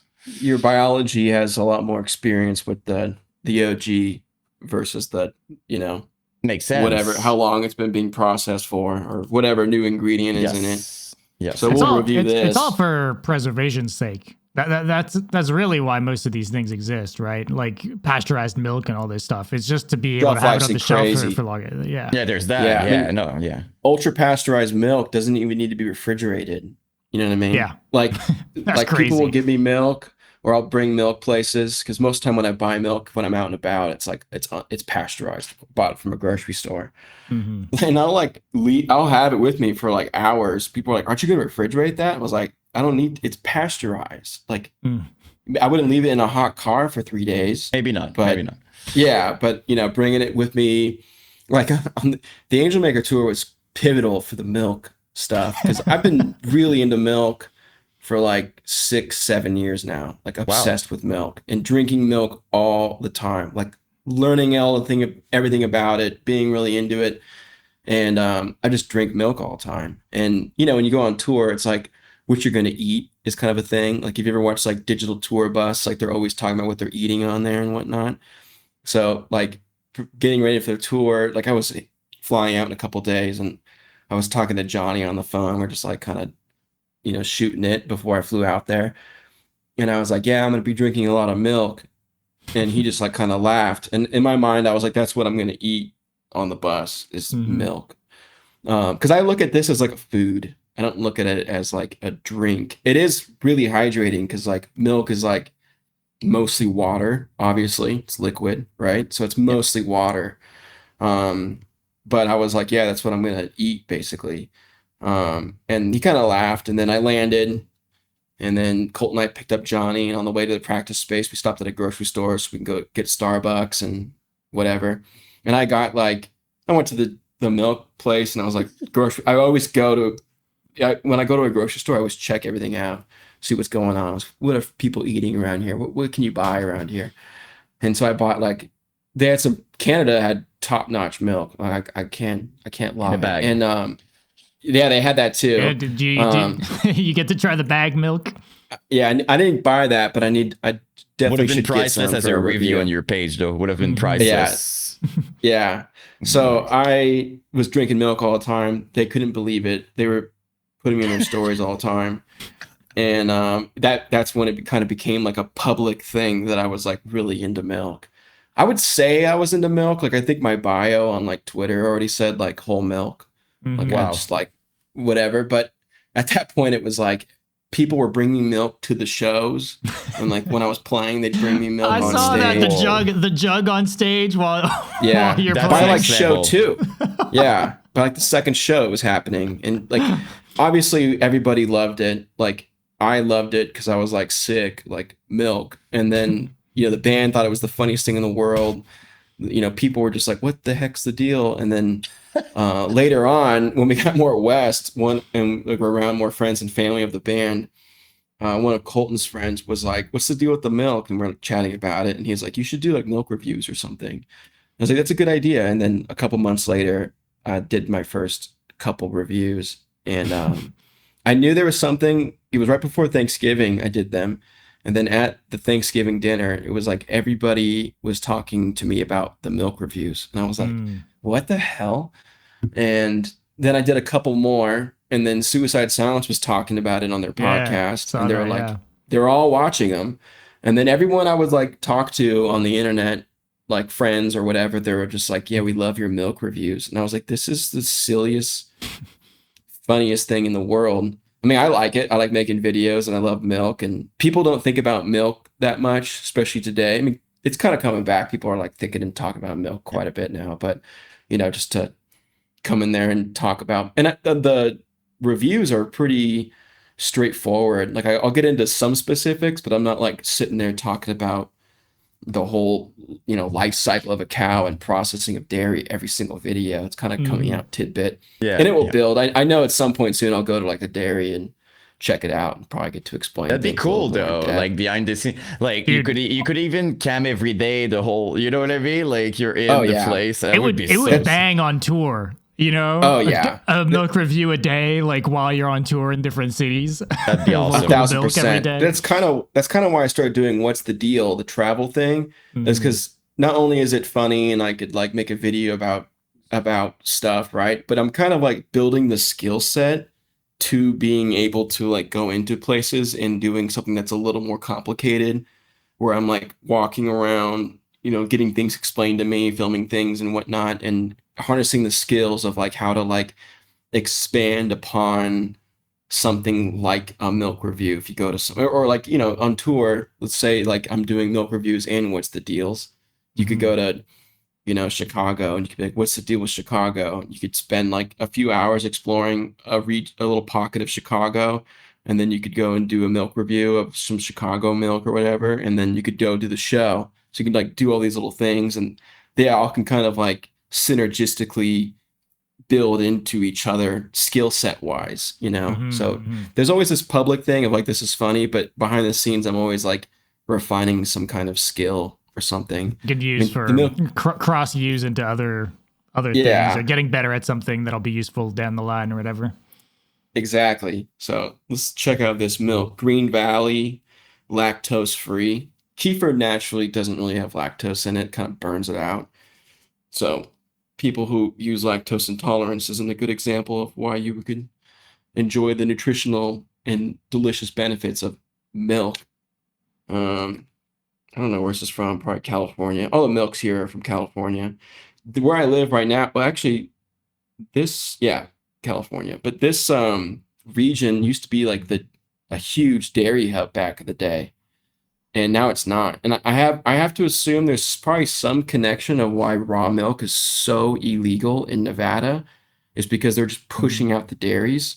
Like maybe there's some dairy in a neighboring state that was like popping, and Nevada is like really influenced by California money in a lot of ways. So maybe there was like, Nevada's got too many crazy dairies going on over there, like stomp it out. It's all like an then import export thing. Yeah. Yeah. So I have to assume that like raw milk being so illegal in the state of Nevada, it's one of the worst states in the union for milk. raw milk specifically, obviously. But I have to assume that there's something to do with there were so many dairies here at one point. So it's like let's You bring got in to our get big into guys. the milk lobbying conspiracy theories. Yeah. People are like, he's gonna be in big milk. I'm like, I don't know. I think I'll be in the opposite of big milk, whatever the opposite of big milk is. So yeah, it's fermented, and this stuff is like feels more like a food because it's basically like a yogurt. So milk might feel like liquid or a beverage to some. I look at it as a food, but this Can will you feel more buy like a that? food. Because like I've been looking, we talked about bacterial culture and everything, and I know that this is one of the best thing, honestly, for that. And I didn't know where to get seriously to get it. And I know I'm in Canada, so I don't even know, but like grocery stores type thing, like they Yeah, usually have that. grocery stores will have it. The thing you want to look for with kefir specifically is like you don't want it flavored. Usually, if it's Okay. flavored, it's lower quality. There is some higher quality kefirs that will flavor it, but I don't know. That's probably Okay. for product type of stuff. But if you're like into it for like the benefits, I would Yes. go. I mean, I'd go to probably like a grocery stores have scales, right? Like Yeah, I go the to a higher end, good, yeah, with Some like sort of they'll Whole have organic. it. Foods or I some buy shit like everything. I'm that. kind of obsessed, so I buy everything organic. I'm that kind of person who's like buying all Yeah. the good things. So yeah, I guess it would make sense that they would have that, right? If I go to Yeah, a they'll good place. definitely have it. Okay, Like this cool. doesn't say organic on it, um, which also kind of raises a little bit of a flag, but it does say pasture raised. So it's Yeah, like yeah. that there's benefit Dope. to that, Like, some of like the best food in the country will come from like Amish farms and stuff, and they don't know what the word like you got to go through No, a yeah. process to get organic on it. So they're like, what? Like their stuff's just probably predates that term, right?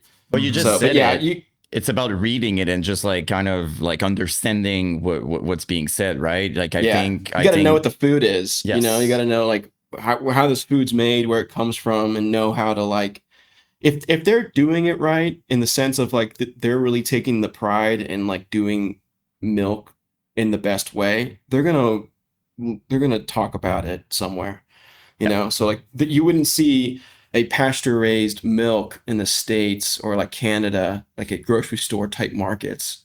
If it was pasture raised, they're gonna advertise it, For sure. For sure. So it's it very I doubt you would see something that didn't say pasture raised, and like I would just assume there's like no way. It's I would be shocked if it came from like those types of animals, right? Yeah. But yeah, you just go to the grocery store, go to the milks and or the milks, yogurts, Yep. and I would just get the highest quality one you could find, which would be organic and grass fed and unsweetened, that kind of Yep. trifecta. And there Makes might be sense. a selection, and you could try different ones and find which one you like. Yep. But it's gonna be good. I don't really like.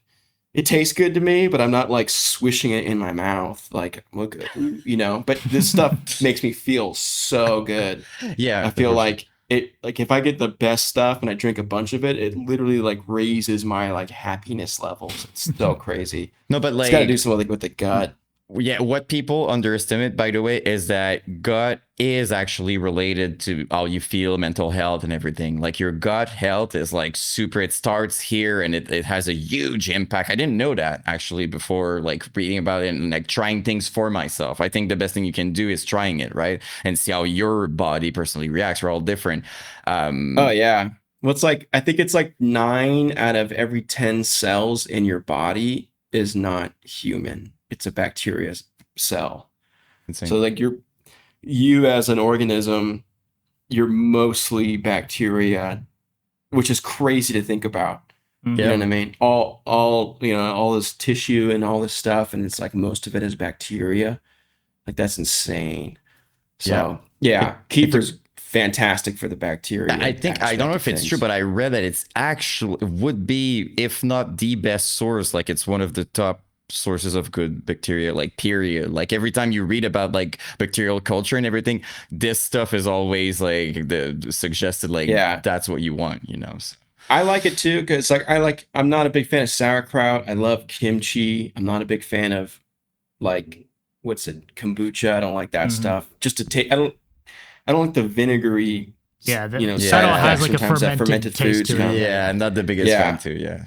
But for whatever reason, like kefir, like I like yogurt, so it's kind of more on the spectrum of like yogurt and cheese. Some Yeah. of it is way more cheese-like than yogurt to me in terms of like the way it tastes. And cheese is fermented too, so it's like cheese is also a good way to get a lot of that stuff. But it's super thick and creamy, and it's hard to like overlook this how satisfying those two things are, and there's like sugar in it naturally because milk has Yeah. sugar in it. Yeah. Milk's a whole food. It has, if you want to look at the macros, it has sugar, carbs, fat, and protein, which most people just look at. But like when you get into like the more higher quality stuff, that's when it goes into like what kind of fat is in here, like what are the ratios of omega-3s to 6s kind of stuff, and what kind of enzymes, like what is the vitamin content. And that's where it really starts to change as you go up that ladder. So like the lowest quality milk is still going to be technically a whole food with like the macros, but it's not, in my opinion, it's not like nearly the same food caliber as like the higher end stuff that has like so much more stuff in abundant forms and better ratios than the bottom of the barrel In type of natural stuff. ways too, right? So that's Yeah, yeah, that's big. yeah. The more natural you get, the better it's going to be, It's hands crazy when down. you think Like, about it that you have in life, like how it works. You have to pay more to get the more natural with less ingredient stuff. If you really pay attention, it's like I'm gonna oh sell yeah, you more simple stuff with like I understand it's the process of things and it's like it makes it more expensive for them. But as a concept, it's funny. You're like you have to pay more for like less ingredients and less stuff. So yeah. I mean, I get how that developed, like yeah. if everyone is living off of this way and then you have like disasters or droughts, people will die.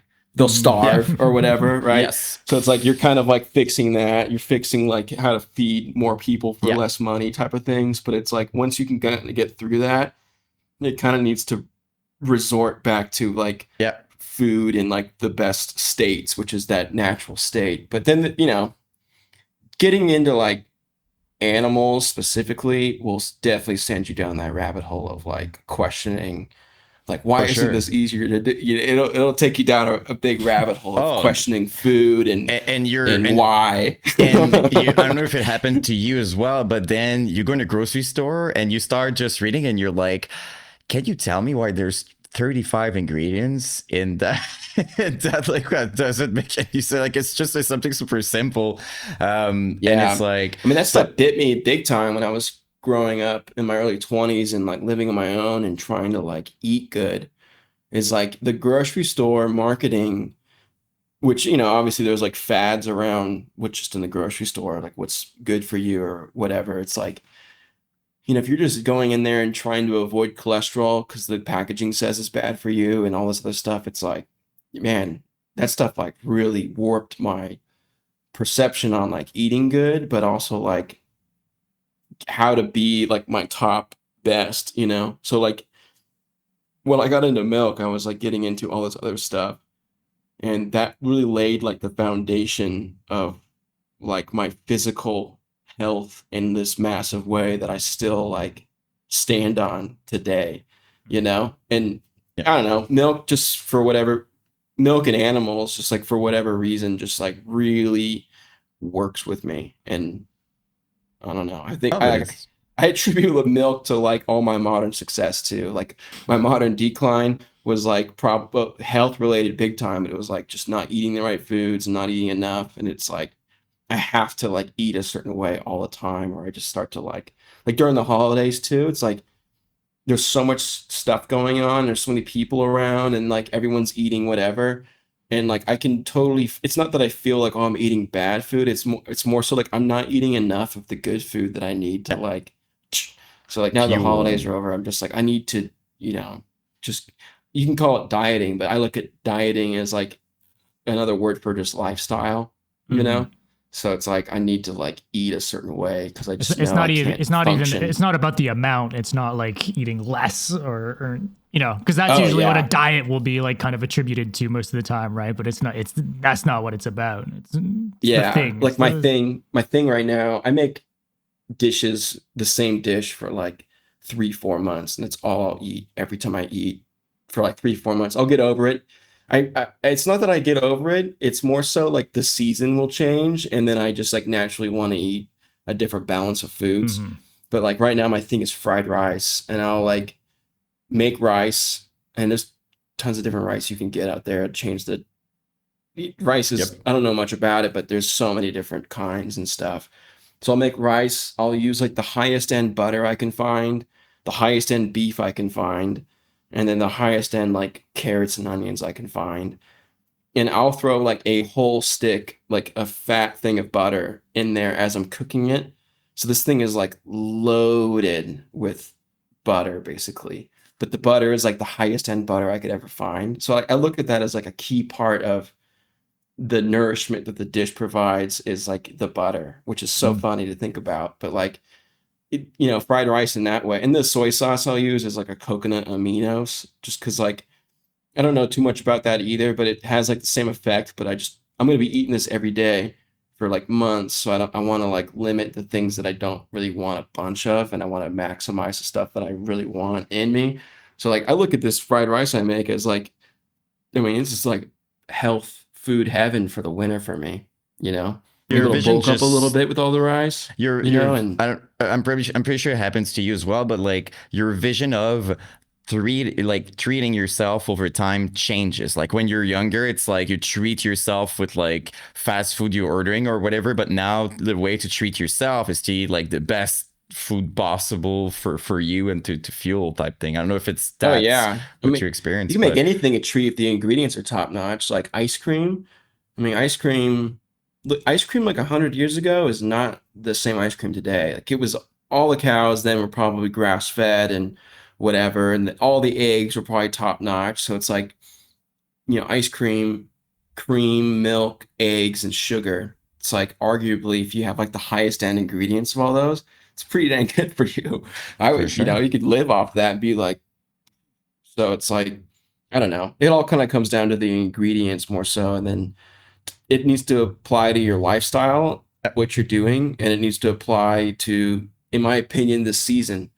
You know, I think this like the summer, I eat tons of fruit. I eat like a lot less heaviness in terms of like usually carbs. Like I won't eat like a ton of rice in the summer or pasta. But as soon as like it gets cold, I'm like pasta and rice. Just I don't know what it is. It's just like fattening it for the winter or whatever. But it's like, yeah, I lift weights too, and like I kind of take a lot of rest in between lifts. Like I'm trying to grow my legs a bit right now, and I'll lift like once a week, minute or maximum almost. You know, like if I go 9 days before my last lift, I don't really care. But I wouldn't lift like 3 days or even 2 days after, just because my I can feel it in my legs, and I'm like, I want to utilize my central nervous system just to fix this. I don't want to put more strain on it or whatever. Because it's like, you know, you work out, you go down, your central nervous system is like responsible for repairing it. And if you let it repair more, it'll grow more. So it's like I try to like kind of do this versus like always just doing this kind of thing where you're Yeah, always yeah. never recovered and your central nervous system is always compromised.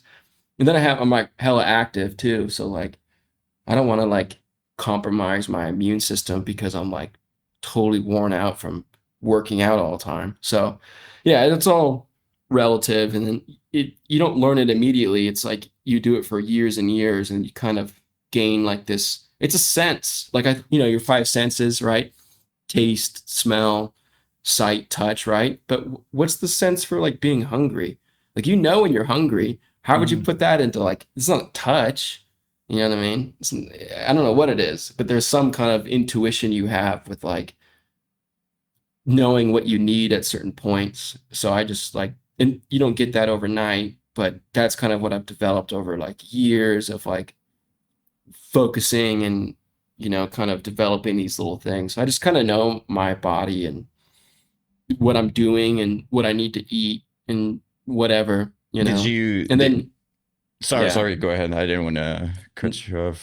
Yeah, no, please go on. I don't know what I was gonna say. Oh, okay. I was just We, about we got to to get that ask. milk in, by the way. We Yeah, got the yeah, milk review to get but to. I was about to ask if you noticed a relation. I'm sure the answer is going to be yes, but I would like to hear about it. But like with music, because I guess you change a lot of habits, like food wise and like health wise and everything. Like, did you notice like over time, like more of a clear mind to like write and like be more productive? Like, did you really see Oh like a yeah. relationship with both? Well, you were talking about when you're young, like a treat is like fast food or whatever, but it's like I kind of look at it as like when you're young, there's so much like growth hormone popping off in your body all the time. You can literally eat Rice Krispies and forever and be like, Yeah. I'm on top of the world. Yeah. But at a certain point, your growth hormone is going to stop being produced, and then it's up to you to kind of feel the body, not just your hormones developing and growing the body based off of like your genetic code, right? So it's like that screwed me up when I couldn't live off Rice Krispies and coffee exclusively anymore. So it's kind of like it's not just that either. I just think like everything in life kind of can help give you an edge. And like the more energy you have and the more like joy you have too, it really helps me contribute to music. And I look at it as like a compounding way too. Like, if you just have better days more overall, they just compound better over time. I don't drink either, and that's like one of the biggest reasons why I don't drink is to like stay more locked in. Because like even if I drink like once a month, and I always got really bad hangovers, so it would always like put me. I could have 2 beers and I'd be hungover.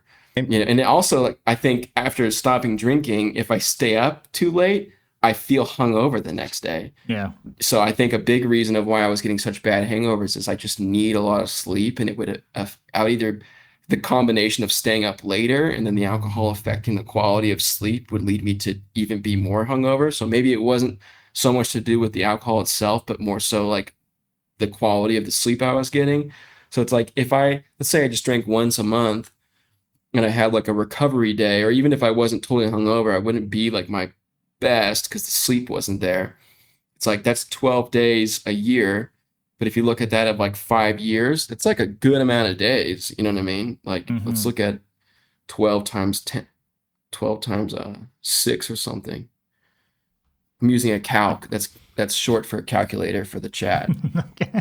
That's 72 days. Hmm. So like if you look at it in these bigger pictures, it's like in 6 years, I've just gained 72 days of more optimum time that I could either spend being creative or spend purposefully resting so I can recharge my energy to be, my best once again.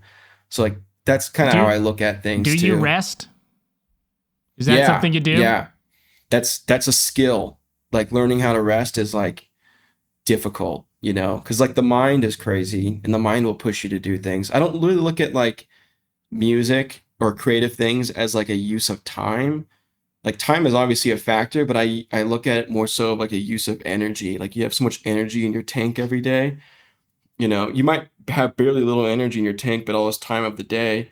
So it's like that's when you need to spend the time to build back Get your energy. But it's like, get the if spoons I back.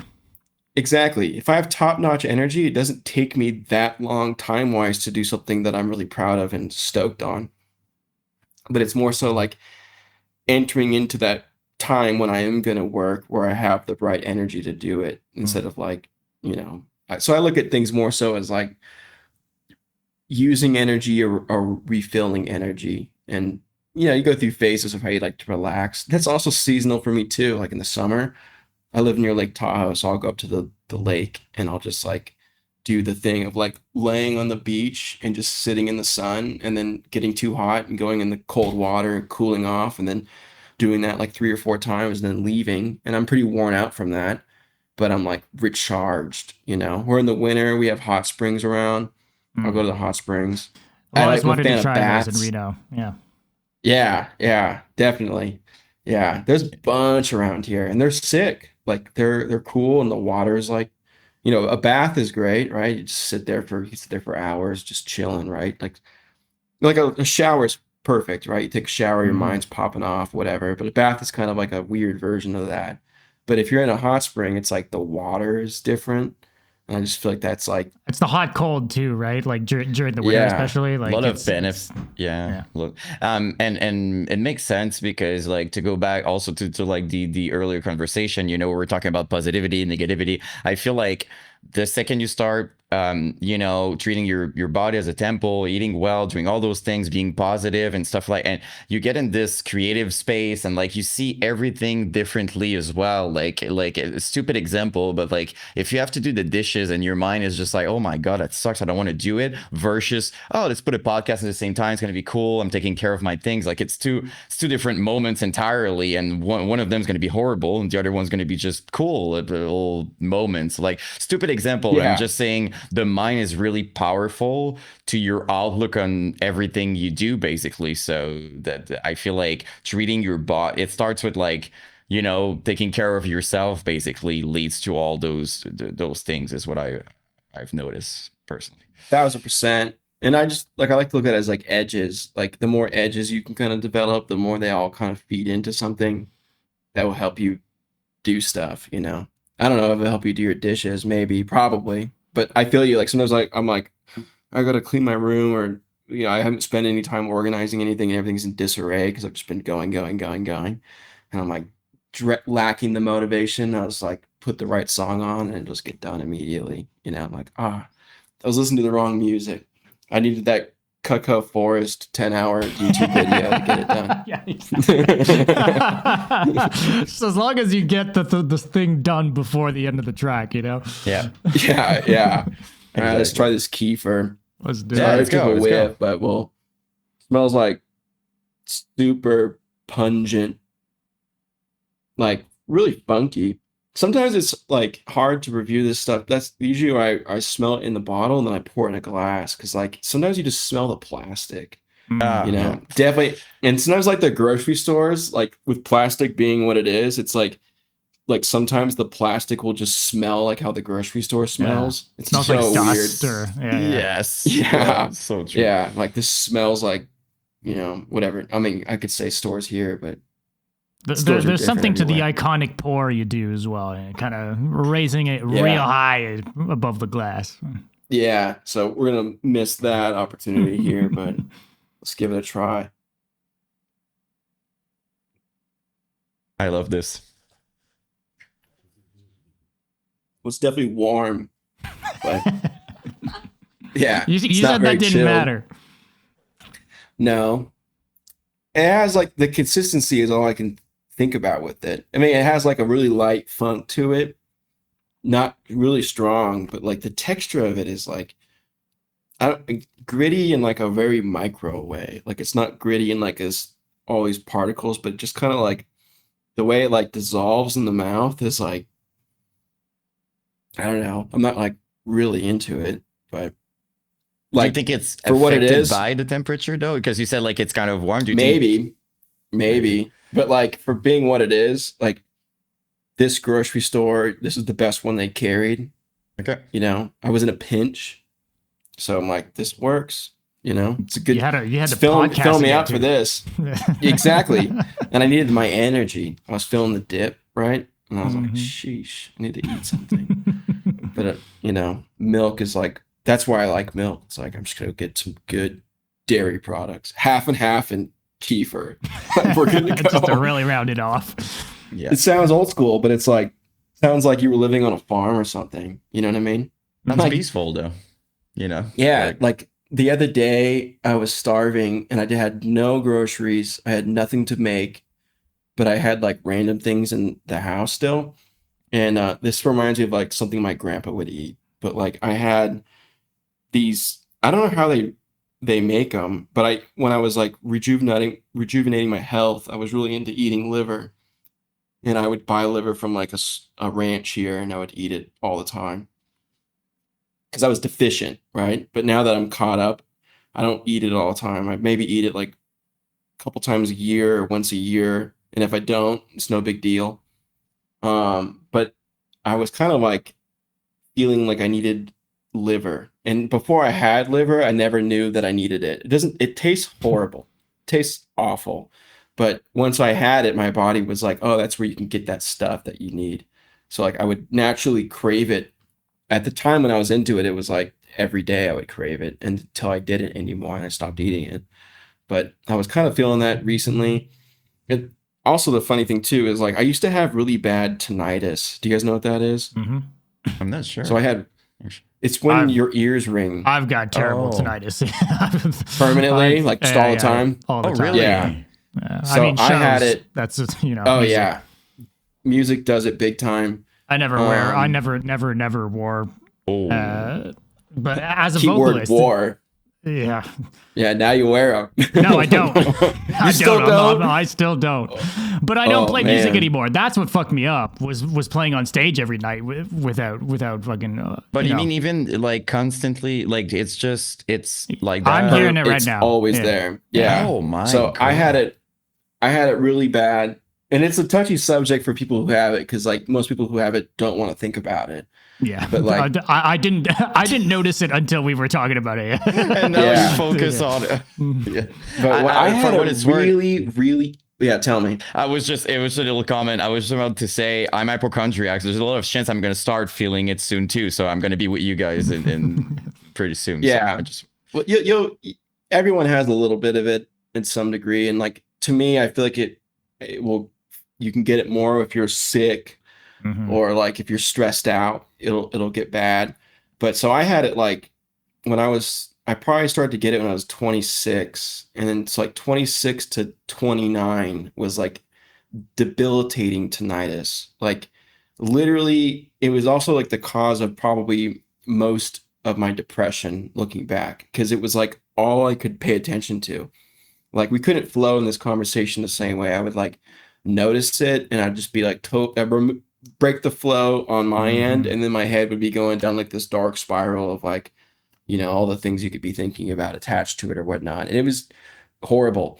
And so I went and saw Marilyn Manson in the end of August, and I wore earplugs the whole time, and I was on this venue I went to was a general admission ticket, but they usually have all seats. So I was planning on like sitting the whole time.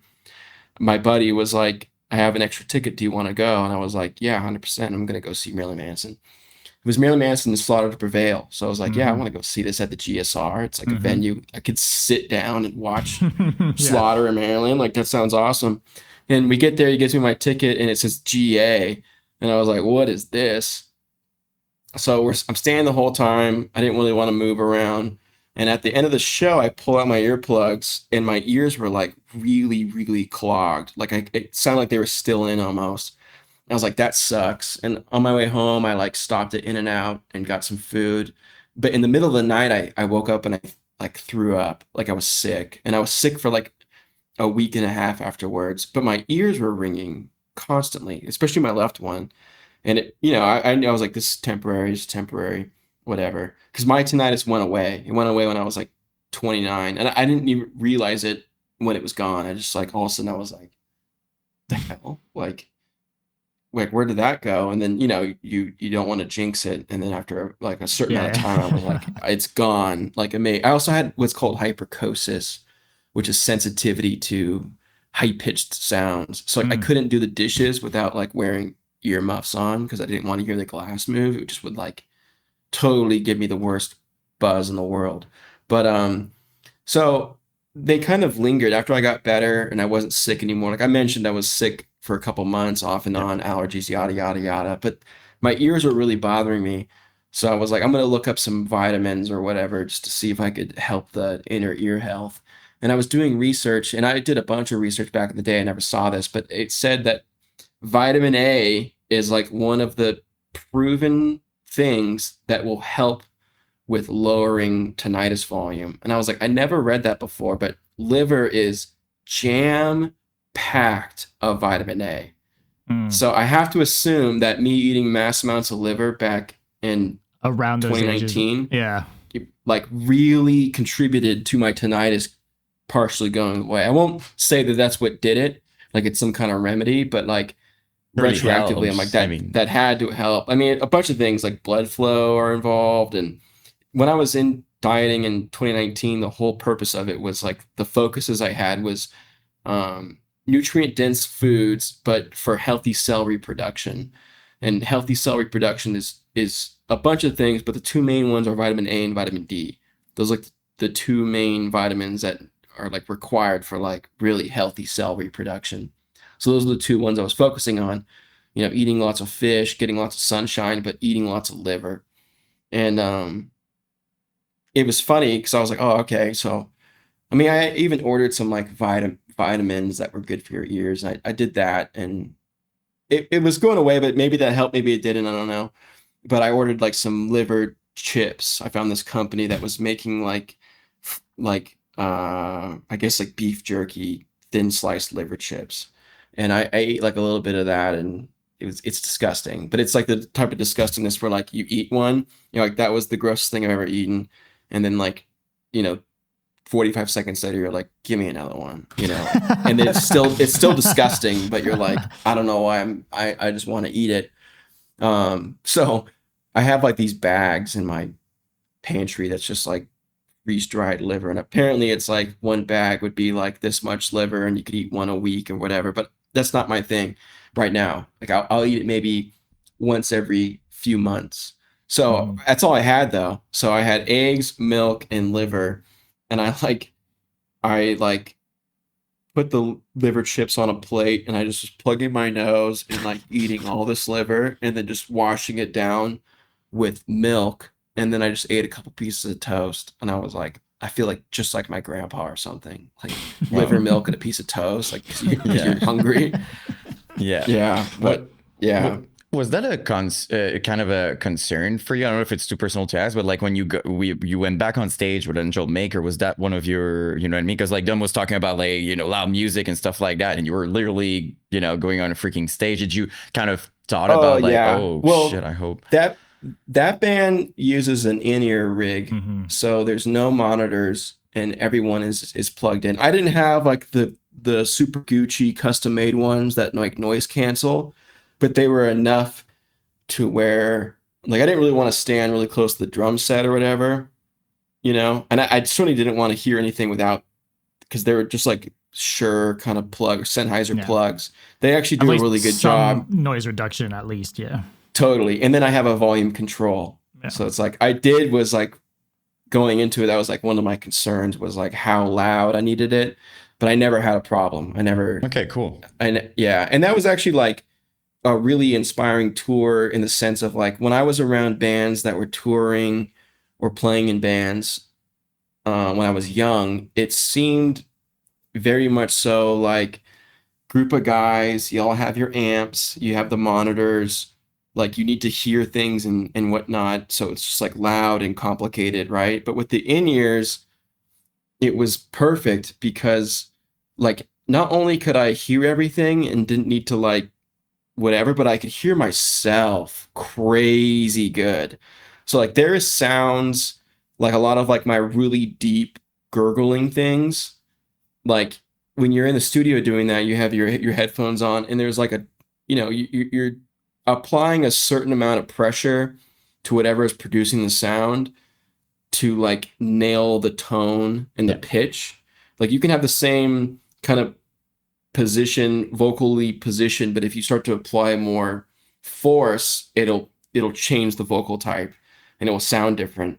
So like prior to that, I could never do those sounds live because I couldn't really hear what the hell was going on. I had no way of like figuring out what sounds I was making. So I would always just do like more over projected, more Yeah, you're just brutal, more belting. muffled Yeah. belting. With that tour, it was the first tour where I was like, ooh, I can really hear myself. It feels like I'm in a studio with the That's what I was in-ears going to in. ask. So Exactly. You've done so much of that too, right? Recording yourself and recording studio, that like that must have just been super familiar at that point too.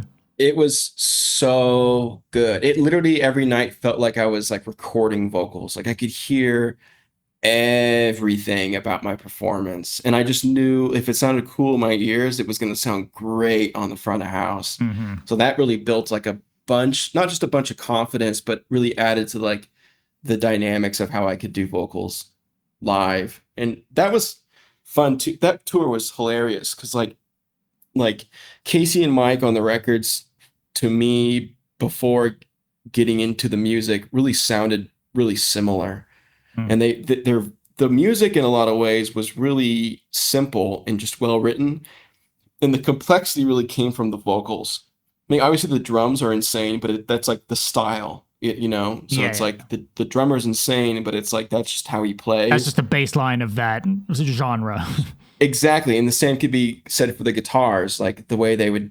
I mean, obviously those guys have crazy endurance as guitar players, but like, you know, pretty simple A lot of tremolo stuff for the riffs most and part. like, yeah, Exactly, you know, which were, you know, again, part of like just what's in the genre, but it wasn't like the songwriting wasn't overly complicated or technical. The complicated part of that band was really the vocals and how each vocal, because it's pretty much constant vocals because there's yeah. two of them. They are just always switching back and forth, and there's no like Crazy pauses. patterns. It's not like, yeah. Crazy patterns. All the patterns too were kind of like patterns that I'm not really used to organically like doing myself. Mm. So it was really challenging to learn this stuff. That really felt like it was out of my comfort pocket of how I really approach vocals when I'm writing them and performing them. And I actually got super sick right before leaving. There was like 2 or 3 days where I was really going to dedicate to like learning the songs. Before that, I would try learning them. It was impossible. And so I was just like, I just need to be a fan of like these songs. So I made like a Spotify playlist of the set list, and I just listened to it all the time to the point where I just knew the songs. Yeah. I didn't know who was doing what vocals or what was being said, but I'd figure that out later. So I was just gonna like, Casey made like these vocal maps for me where it was all color coded, and I just was gonna go through and like record my parts to the songs like karaoke just over and over and over again. And we had like 4 practices before we actually went out, specifically around because I was needed to learn the song still. Those guys, that set particularly, they had down. Like they could play it. They were playing it like it was nothing. Like they've already played that set. All of them were so good. Like I was so impressed with that band as a band and as musicians, but like to reflect on like as a band, just like their way of playing with each other, how they had their rig of how they like did the show aspect. And so Casey and I were like really working on the vocals. And it was funny because he had this laptop and he was always making changes to the lyrics as we were like doing it too, like fixing it and whatnot, and like trying to color code it better. And I just gave up on like this is a high, this is a low part, because they were very much like, this is a low, this is a high. I'm like, I'm not going to focus on that. I'm just going to nail it.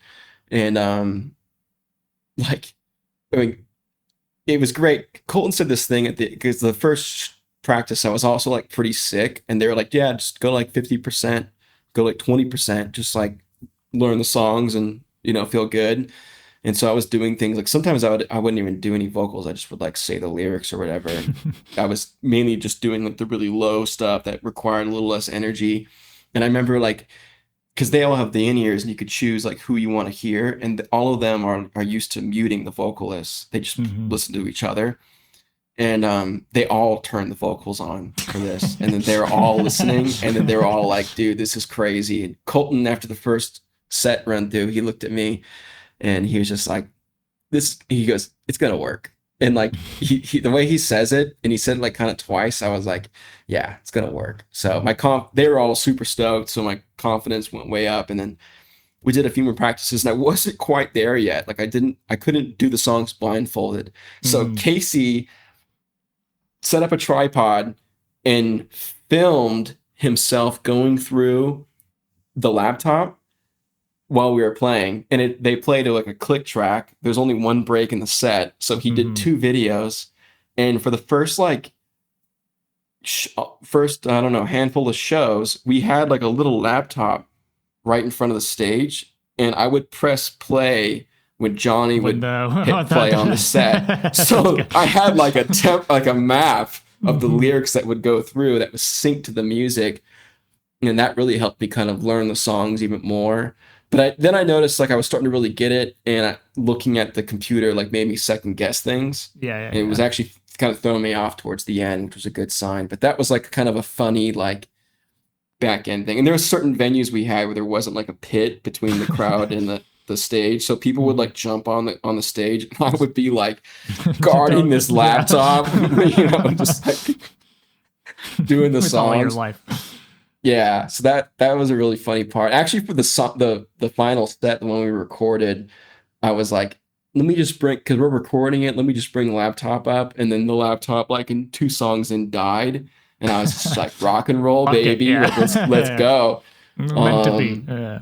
Exactly. So that was like the funny insight of that. But vocally, they were like the most brutal Angel Maker sets ever, because Casey's such a great vocalist. Like his way of doing certain parts, like he has so much like pizzazz over like his segments. And so much control over like his range. I was so impressed with him every night, the whole time. But like most of my parts, like as I got more comfortable and as like I wasn't sick anymore, I would definitely do some high screams in there occasionally, but I would just do them based on how it felt, right? I wouldn't like default to doing a high part because it was like high vocals on the record or something. But like, so there was like a lot of parts where it was just like, and I'm like definitely like a death metal slash brutal death metal vocalist. I can't really beat that. Where these guys were like more deathcore type vocalists, and not just the way they do vocals, but also the way the music is and the way the patterns they write. So it was really cool feeling and hearing it and being a part of like this performance of this music that's just so good and so well written and so well performed. But like my parts were super brutal.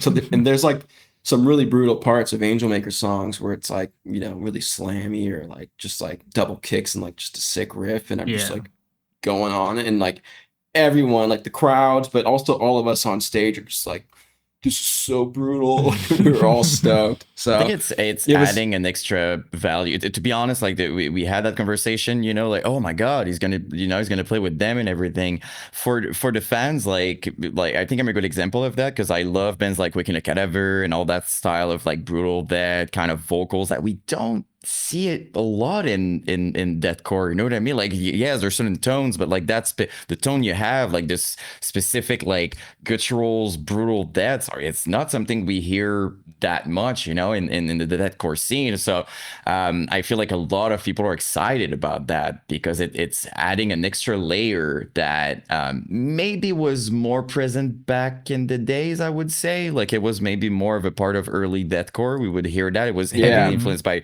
death metal, but now it's strictly like you can really recognize deathcore vocals and stuff. So I feel like there's really a value here, especially with 2 freaking vocalists. You have like the vocalist super deathcore, then brutal, like it's incredible. So it was sick. Like that was like the energy the whole time. It was like every show was the best show. We were all having the best time. We loved the way everything sounded. Like those guys are really into like how they sound and how they feel about how they sound, and they're very grounded, and they're very like humble about it, and they're super talented. So like just they were the best group of guys to go out with and do that and kind of like re-enter not just like music more on like a more physical level, but also like, the whole performance aspect of it. It was just like 10 out of 10. I'm so glad we filmed it, the last show, and recorded it. Like I even got all the multi-tracks and they sent it to me to mix. So like I mixed it and then ran it through Big Slime. So it has like a super loud analog master on it. Yeah. So we were on the tour. We were like, should we do this? Should we not? Should we not? Like it was kind of like and then like me and Colton were like, yeah, like we have to do this. So like we did it, and we're really stoked. I don't know when that's coming out. So once in a lifetime thing, right? Like you guys knew going into it that this was like 6 or 7 shows, and like it's gonna be something different and something special. It's like, and we're not talking about like they're not just bringing some random friend on tour to replace either. It's like it's someone that's well known and well liked in the scene, that's gonna add something different. Like I think the whole idea was iconic to begin with, right? So I'm so fucking happy to know that we're gonna get a some sort of docu / performance vid to come out of Yeah. that, because I wasn't expecting that. That's so fucking sick. Yeah, we're really pumped. Like, I don't know. We all still feel super stoked on that. I talk to those guys all the time. Like, I don't know. I'm always messaging them random stuff and whatnot. Especially like Matt Perrin's such a goofball. I always send him like the stupidest stuff all the time. I And was he's like I always on his was phone. So it's like I was told it's I so was told funny. to ask you about Matt Perrin and tricking him without him knowing, and the bedtime shout that followed. Who asked you to do that? Ah, Okay, so it's a great story. We filmed it too, so it's on the DVD. But so we were at, I can't remember what show it was, but we were at a show, and we were in an RV. So like, and I like love showering. So we would go to truck stops, and I'd be like, I'm showering, like, whatever, try to preserve the freshness. And Matt Perrin's girlfriend was there. She came to a handful of shows, and she got a hotel that was like really close by. So after the show and everything was done, like a handful of us went over there to shower, and it was comical. Everything with these guys was comical. Like, it was constant jokes. The wide variety of personalities involved made for just like the perfect dynamic. It was just us. There was no TM, there was no merch guy. It was just the seven of us. And it was so, there was like these jokes I'd make that were kind of serious. I was like, there should be more of us. Like, we need more guys in the band. Like, this is great. Yeah. And then like afterwards, Matt was like, you just stay with it. We'll just have three vocalists. And he's like, yeah, it's gonna be sick. Like, we're doing this. But so we went over there. It was comical. Like, the Olympics were on. A lot of really good jokes were had. And then we all shower and leave. Matt's the last one to shower. Matt has like this. It's not that he does it, but there's like this, any like hair of something that can be exploited gets exploited, right? In all of us. So Matt, we're just like assuming that Matt was going to take forever or something, like, just because like it's fun to make fun of Matt if he's like 2 seconds late, right?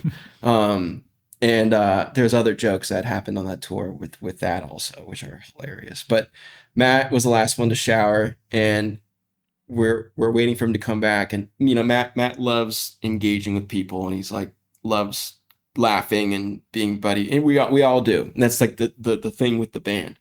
And so we're like, we got to play a joke on, and no one ever says Matt. We always say Matt Perrin. So we got to play a joke on Matt Perrin when he comes back. We're like, yeah, we're all brainstorming, and I'm like, I got an idea. I was like, why don't we just act like he doesn't exist, like he's not there, like just ignore him completely.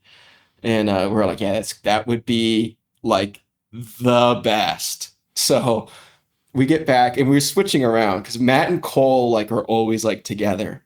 They're always like these little buddies that are like doing things together and stuff. So Cole was like, I can't do it. Like, I'm not gonna be able to do it. We need to switch. So on one of the benches, it was Cole, me, and then Matt was gonna sit down, and then Casey was driving, and Johnny and Colton were at like the little table thing. And Matt comes in, and we acknowledge like he's there because we're like gonna get ready to go and stuff. So we're all doing our best to ignore him. And Matt and I were like always showing each other stuff and goofing around. Matt's like pulls out his phone. For a while, he's just like on his phone, like texting or like being chill, right? Not really like seeing what everyone's doing. But after a minute, he's like on Instagram and like sees a funny reel, and he like leans over and shows me it, and I'm just like not looking. And he was like whatever, and then like did it again, and then like he did it again, and I could tell he was kind of like what the hell, like why are you ignoring me or whatever. And Johnny, I think, slipped once. Like, Matt said something, and without thinking about, Johnny like answered him, but then he was like, oh shit, and like went back to like, so it was actually kind of funny because no one was talking to him, and then Johnny was like, yeah, it is, and then like went back, and we were like, but then after a while we were laughing hysterically at the joke, and Matt was trying to figure out what we were laughing about, and nothing made sense because we were laughing. We're trying to talk and be normal, but we're also laughing at the fact that we're ignoring him. So we're hysterically laughing at like nothing related to the conversation. And Matt is like stands up, and he's like, what's going on? Like he's like trying to like touch us, like to like you know, like tell me what's going on. And everyone's ignoring him. And I'm like literally like slapping my leg, like crying, laughing. And then eventually he goes, I know what's going on. He goes, you guys are acting like I'm not here. And then we all like lose it and dogpile him. And it was so funny. He was he was like, it seemed like he was kind of bugged first. Like he was laughing, but you could tell like the damage was done of neglect. And it was perfect. It was so good. Yeah. Especially doing Matt that to Perrin's like a super nice person makes it like, you know yeah. what I mean? Like super Oh genuine, yeah. just hey guys, and you're just like completely ignoring him. Well, they're all super nice and genuine, but Matt, Yeah. like, he's funny and he likes to like be involved in like these funny things and like, like when he was showing me the reels, he's like trying to build that little like start a little connection, Mhm. with something, and so many of us we're all kind of like doing little things together and stuff, and so it just was like it smacked, so like we all knew when the idea was verbalized that it was like, oh yeah, like that'll crush, and it crushed. What's Yeah. the bedtime shout then? Oh man, that's so funny. So so Matt was sleeping where the table is, right? Mhm. And it's kind of a chill spot to sleep because it's like kind of wide or whatever.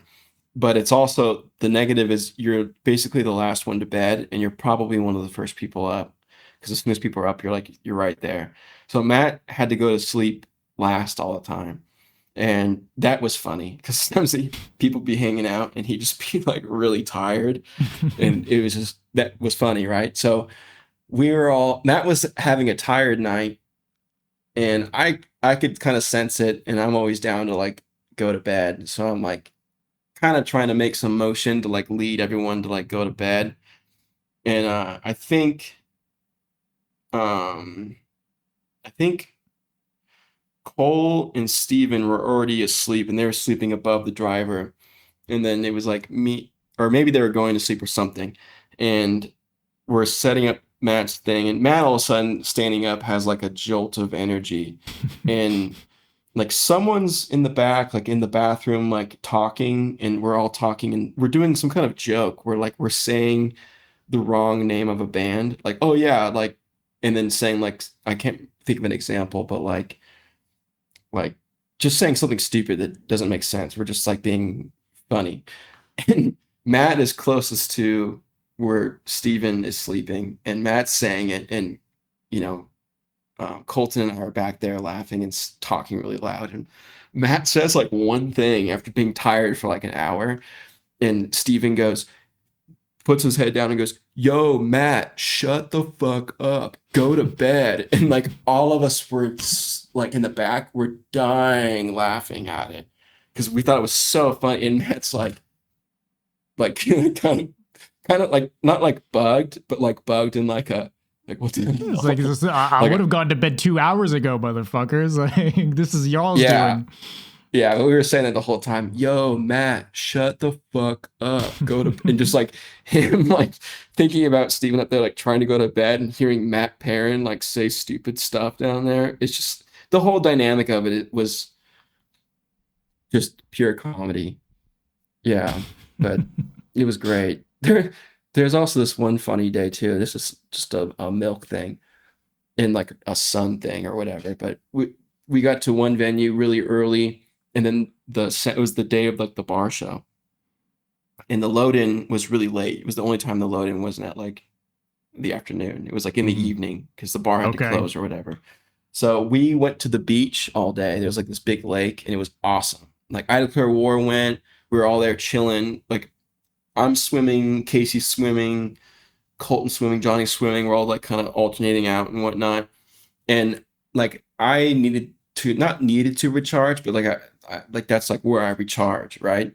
So like I'm the only one who didn't wear sunscreen. Everyone else is like like putting sunscreen on the whole time. I'm like, whatever.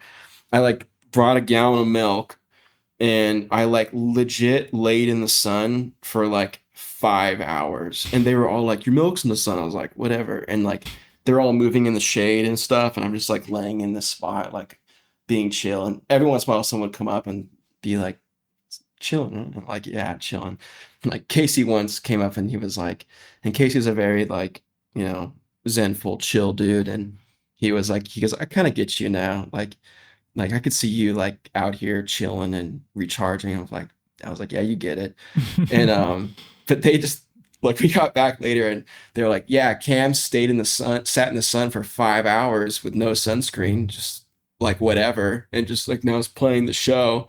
They're like, they would all like, they're like, yeah, Cam's just built different, but like they're so funny. They're the best group of guys, and they all like, aside from Steven, they all kind of grew up together Yeah. around the same area, so like they were all really tight, you know. Yeah, So it's they've just got like the high school friend vibe, you know. They've known each other for definitely, fucking ever.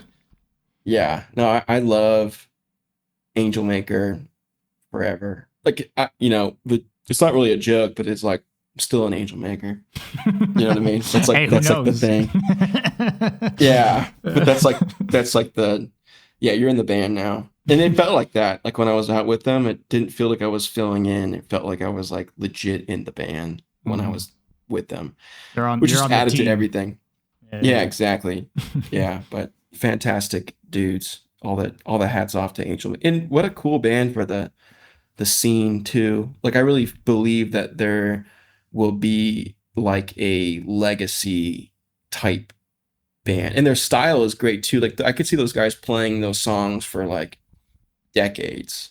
You know what I mean? Like Dude, it's metal enough where they could just like they could play that well into like their more mature years of their I lives. mean, No look, no they've already question. been around for a while, you know, like Dissensions is like 2013, 2012, 13. Like it's like it's already 10 years old plus, you know, and those songs to me sound as modern as anything that comes out today still. So I think Yeah. and they have a way of like blending the old school stuff in a tasteful way within a more modern sounding deathcore sound. I don't know.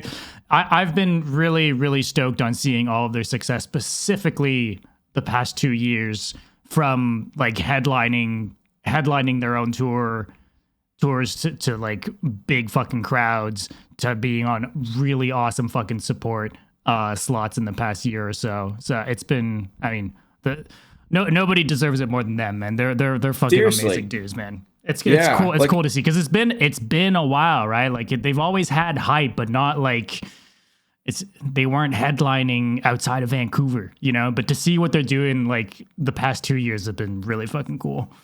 oh yeah. Oh yeah. And the trajectory is for sure set. Like the Yeah, morale in that band is really good. Like they're entering a new I think they're entering like their yeah, you could Dissentient and a lot of their older stuff is like crucial material for the catalog. But I feel like the next 5, 10 years for that band are just gonna be like so good and so consistent and so solid. Like I'm real stoked for the future and immediate future of Angel Maker as hmm well. It was funny too, like after I got off that tour, I went home and I saw that Manson Slaughter show. And it was cool watching Slaughter play to that crowd. right. Just like, because Just it's the that genre is how there. big it is. Yeah, exactly. Yeah, Yeah, the genre is there. Like deathcore it playing was very arenas. flush. Yeah, it was very flush with the Manson crowd. And I remember thinking that Angel Maker would have killed that show, killed it. Like they would have had that whole venue in their hands. Like everyone would have been like, "This is so sick." So I remember like being like, "Yeah, you guys are top notch." Like that would have crushed on that tour. And then, Mhm. deathcore had like this thing where like I think a lot of like, you know, like does it deserve to be there? And like it's like, yeah, 100%. Right. 100% you can mix that in with Manson. It's actually a perfect opener for Manson was a deathcore act, I thought. I thought it was fun, it was theatrical and just the way it sounded sonically, and then It's over the Manson comes top, on and right? It's the same. It's kind of like that shock value thing, or this. I don't know. There's something about like, yeah. I can see what you're saying. And also for Angel Maker, cool thing for me is that they were still doing the what we could call the old school deathcore thing back when not a lot of bands were doing it. It was around but I don't have the exact year. I don't know, but like early exactly. 2010s. But I remember they kind of got me back into some of that stuff. I don't remember. I think the song was like Godless or something like that. It just, I was just like, oh my God, they're actually, like they're doing the old school with two vocal. You know what I mean? I was like, oh my God, that's so freaking sick. Back when it wasn't, you know what I mean? That chord kind wasn't cool of anymore. Yeah, no, and they just like came out and just that's what we're doing. They and powered through it, man. We can say that much, right? Through the lull of deathcore. They're a band that made it through. Like came up at deathcore's demise and just like weathered it until now. It's in a major I think way. that's a big thing to their success too, because Colton was talking about that once. I was just at a certain point in our friendship, I just would ask him a lot of Angel Maker questions because I was really interested by it, and obviously really interested in Colton. So hearing more about like, the history of his music was like a huge interest to me. But he was kind of saying how like they formed when deathcore was like really cool in Vancouver, and there was all these like other bands that were local Vancouver bands that they like looked up to. And then they said that all the bands either disbanded or became death metal bands when deathcore wasn't cool anymore. Yep. And they just kept doing it. And then deathcore became cool again, and they were just like soldiers at it, and just in the perfect position to benefit off of like it kind of shifting back to like people wanting this sound again. And just they're ready for it. They're not a new band like trying to figure out their sound and trying to figure out what it's like being on the road and finding the right members and all these things that come with being a new band coming into the scene today. And they were ready to, like when deathcore made the comeback with Lorna and all that stuff. They were on the very first tour that Lorna did here. I was at that show, and I saw it as someone who like heard Angel Maker like for a long time, seeing them on that specific huge tour. I don't remember everybody. It was like a lot of good bands, Aborted and Lorna. It was like the big tour that sold out in 20 seconds back after, COVID. Right and everything. after COVID, yeah. Exactly. So, and I was there, and I remember thinking, I saw their set and could have been headlining anything basically, like I remember we spoke about that like a few times. I was impressed by Of Sulfur too, but like Angel Maker, the energy that it felt like in old school freaking deathcore show. It was super great. So I saw it as not as a victory or whatever, but like for that I saw it as a win, because like they were, I always saw them as like an old school deathcore kind of band. So to be included in the new kind of wave or whatever, even if Lorna has been at it for a while, it was cool to see that. It was like, yeah, they're ready, man. They're at their place, type they're thing. top notch, and they're really like a live band. Their records are great. But like the live aspect of Angel Maker is like, that's when a lot of things like click. They're right for the show too. The energy, totally. That was like majorly inspiring to me playing with them. And it's like you could probably gain a lot of that inspiration by watching them and watching great bands, especially like it just gave me a whole new perspective on deathcore about how this is like a live sound and whatnot. You're so used to hearing it on over-processed, overproduced.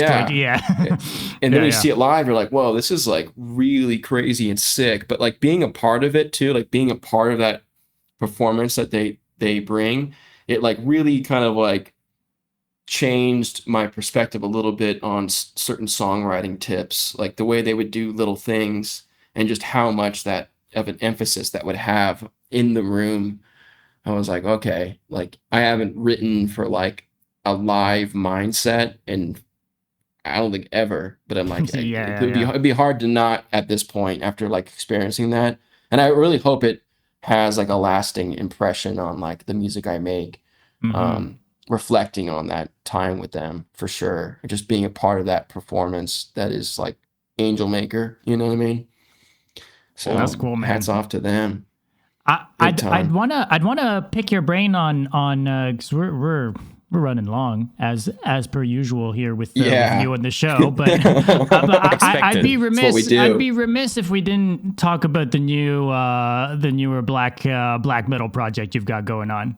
Hell yeah. I'm glad you brought it up. I almost brought it up earlier as like I just want to like basically say like you guys should check this out. But I'd love to kind of dive into it and dive into it as much or as little as you want. But I mean, I know there's a whole relationship with this project that we could get into that we somehow haven't touched on with Darksiders, Aaron and stuff like. Oh yeah. Because you've been doing like a ton of video stuff with him. But you guys kind of go way back through electronic music and his label and all this stuff. So I don't know. I don't know if that's too big of a conversation or not. But I'll let you kind of guide this one. But I'd love to at least get to touch on the project. Yeah.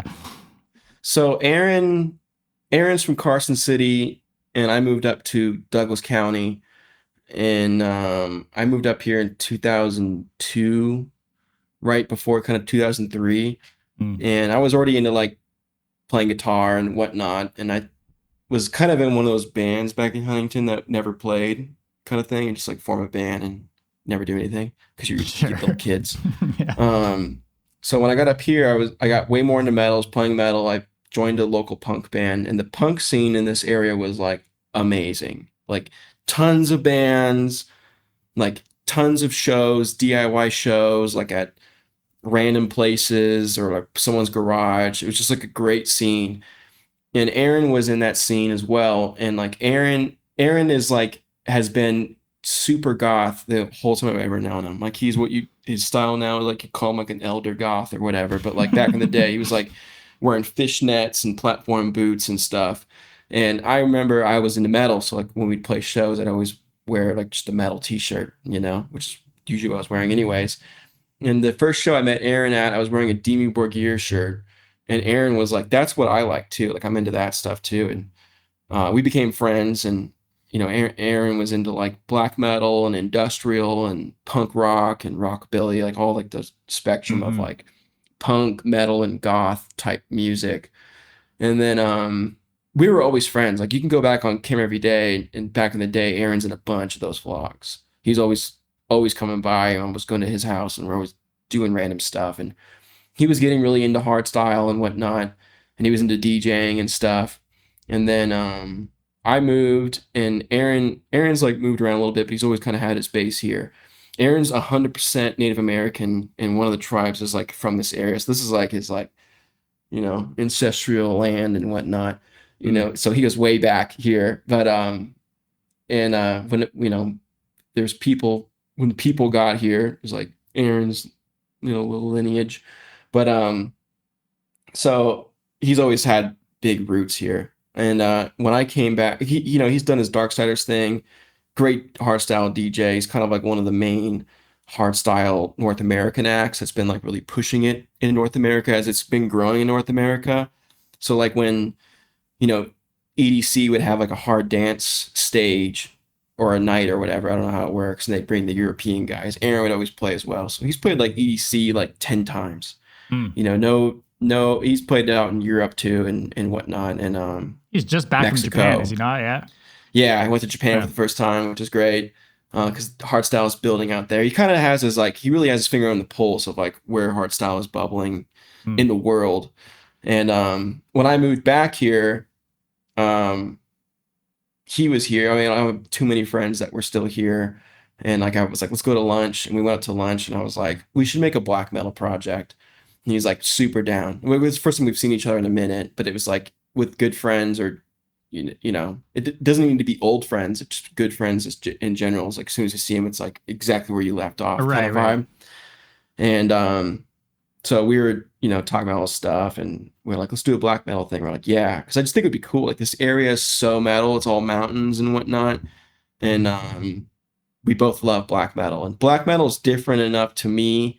Like Disfiguring has always had some kind of black metal influence because like a lot of my bands I grew up listening to were all black metal bands. Like some of my favorite bands are black metal. Emperor is one of my favorite bands of all time. Easy top 5 artists, no matter what the genre is. and like Dark Funeral is one of my favorite bands of all time. But Old Man's Child has this album called In Defiance of Existence, which is like the quintessential inspirational record for Disfiguring the Goddess. Like that was the record that was like made me want to make like metal essentially and like really pursue it. And also the fact that he did the vocals and wrote the music. I remember like writing a lot of music and being like, if I could just do the vocals, I could do it all. Because I was like writing on the computer and Right. stuff. Eventually I learned how to do the vocals, and it like the first project I ever did like that was called Perforate Carcass. And there's a demo of it somewhere on YouTube, but it's literally sounds like Disfiguring the Goddess before Disfiguring the Goddess sounded like that. And that's like all of it is so heavily inspired by like Old Man's Child. Like all the atmosphere and the use of synths and Disfiguring is like totally funneled through me for my love of like that record, you know. But so I've always been really into it, but I like, especially as I've gotten older and black metal's kind of stayed to me like where black metal is. I haven't like, yeah, that's the one. Yeah, super sick. I'll link this in chat if anyone wants to check it out. Yeah, hell, definitely recommend it. It's actually pretty dope. So I'm like, I want to do like a black metal thing, but I know it needs to be separate. And I remember like years ago, I was kind of starting to do that with my buddy Parker, who's an artist named Scum Choir. He did the art for Softly With You, and he's a great guitar player. And we both art is so sick. Just an aside, I even had this in stuff to talk about, but like that, just briefly, that art piece is so sick. I fucking love it. So sick. Yeah, he crushed it. He crushed it, and I knew he would. It just like I've always wanted to use him for art, but it never like really felt like the right thing to do with him at the at whatever time, and that was just like the time to do it. And he crushed it. And he's like a huge metal guy, so and he's a true artist, so he like he gets it, really got it, and you know, just absolutely nailed it. But yeah, when we were living together for a little bit in 2018, 2019, and we were like kind of starting to write some black metal stuff together. It was cool. It was very Emperor inspired. He would use like a 6-string guitar and I would use an 8-string guitar, and we just like would always play different riffs that went together. Kind of like how a lot of Emperor is, where it's both guitar players are like playing different stuff that just goes together. But we were just, you know, having fun or whatever. I think I still have the recording somewhere, but I knew I wanted to do something, and I didn't want to like do it myself. You know, I didn't want to like start this project from scratch kind of thing. And Aaron would just be perfect to do something black metal, and he loves metal. Like that's what he loves. So like it would be perfect for him, but I just think like the both of us together would really nail like something that was like aesthetically pleasing, but also like very creatively fulfilling. So I think we got together and we did a couple songs. We did like one epic song and then one like kind of like lo-fi black metal song, which is actually going to be on the debut record as like a bonus outro kind of song. Okay. Just has like different production than the rest of the record.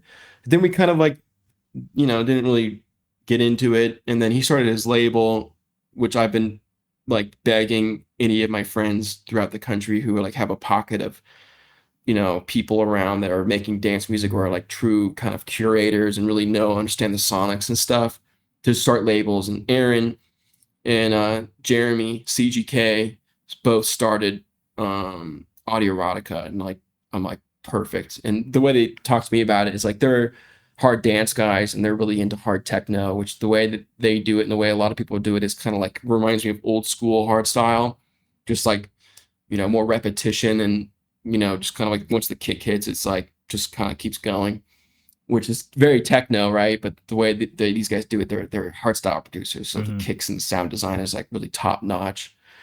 And but they were saying that they want to do all kinds of stuff, so I started contributing music to that, and just, you know, their team, Aaron's team, and just when they were gathering in Carson, we'd all get together, and it was great. And it honestly like was a huge like lifeblood for me continuing to live in Northern Nevada, was being around people that were like, you know, of that caliber, but also like of that ability to like dream big and execute on it, and just we are on sync.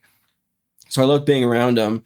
And it wasn't until I got the quad cortex which for the viewers is like an amp modeler type of device. And I didn't know what it was.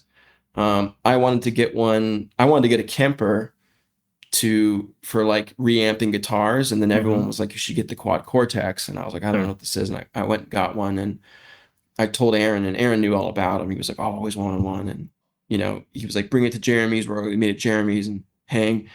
I didn't bring it because it was like, it felt like too much to bring over, but Aaron brought a guitar over, and then Aaron and I just kind of kept playing this guitar, and like at a certain point, I was just like, we just need to go start a band. We need to go write music. So the next day I went to Aaron's house and we wrote one of the songs that's on our debut record. And we were both like, okay, like now we're ready to actually do this. Like for whatever reason, 6 months ago, it wasn't quite gelling, but now it's like really like both of our skill sets were just like totally in sync. And I went over there pretty often. And every time I went over, we'd write a song and no vocals, just instrumentals. And we wanted to make black metal, but it kind of, to me, now that it's done, and it's nice because the debut is kind of also like almost like a demo in a way, where we're kind of self-discovering like what it sounds like when we make this type of music together. But it also makes me really stoked for future music to see what we do and whatnot. So there's a bit of an unknown in the future that we're both like really stoked about. Aaron's written a lot of like random riffs and just like piping to get going. But we did like 6 or 7 songs, and I was like, all right, no more. Like we need to do the vocals, because I've never heard what Aaron sounded like vocally. I had no idea what he was going to sound like, and I knew that was going to be basically like the make or break it aspect in like this project being something we're going to do, or just like having fun hanging out making music together. Right. And I was a little nervous about it. I was like a little like not super driven to do it, because I was like didn't know how I was going to go. And Aaron was like so adamant about it that I was just like, he wouldn't be so like driven to do this if he didn't know something that if he didn't know something that I didn't know. So we get together, and I mean, I've done that like a million times. So I start writing lyrics, and Aaron's chiming in, and we write this song. I was like, all right, I'm gonna start recording. And my workflow or mindset, which is kind of the workflow for the whole record. And I did this before when I did Blood era with the original singer of Disfiguring, where I would do the whole song and then I would record him going over certain parts, and then we'd either layer or I'd remove mine. And so I did the whole song, and I was like, this song kills. It's actually one of the songs we've been teasing, and we actually like the Instagram was kind of like a soft release, and then we had so many people asking us for the link, we just like rushed it through distribution, and you can get the first 3 songs on all streaming or whatever. This is one of them. It's called Myself and You, and I did all the vocals, and I was like, man, this song is sick. And I was like, all right, like I even rendered a version of it before Aaron got on it, because I like was so into how it sounded. Yeah. And so I start recording Aaron, and he was doing vocals, and they were sounding great, and we're doing the parts, and I was like, this is gonna work. And then his voice started to kind of run out, and I was like, okay, maybe it's just like that's just this how it's gonna go. And then he changed his tone slightly, and we were both like, what the hell was that? And then he was like, I could do that all day. And I was like, well, that's your voice then. Like that's what we're gonna use. So we redid a lot of his parts on that session. And then like every time I would record him, like after every single take, I just would laugh because it sounded so crazy. And I was just like, this is going to work. So we got together, like, the same way we were doing the songs. We pretty much would knock out a song every session. A couple songs would take us 2 because the bridges required like its own day of focus. Mainly it had to do with Aaron singing. Like if the bridge was longer, we were planning on doing a lot of Aaron singing. I'd like, we need a fresh start to come back without a sore throat type of thing. Yeah, and also just you're not burnt from recording and writing the rest of the song, so it's like you're kind of like let's the same energy when you just hit the bridge. And like every time I was like, this is crazy, this is gonna work. And I was really into the demos, and which was basically just like our pre-production with the recorded vocals. And I was like, okay, it's time to mix it. He helped me mix Softly With You.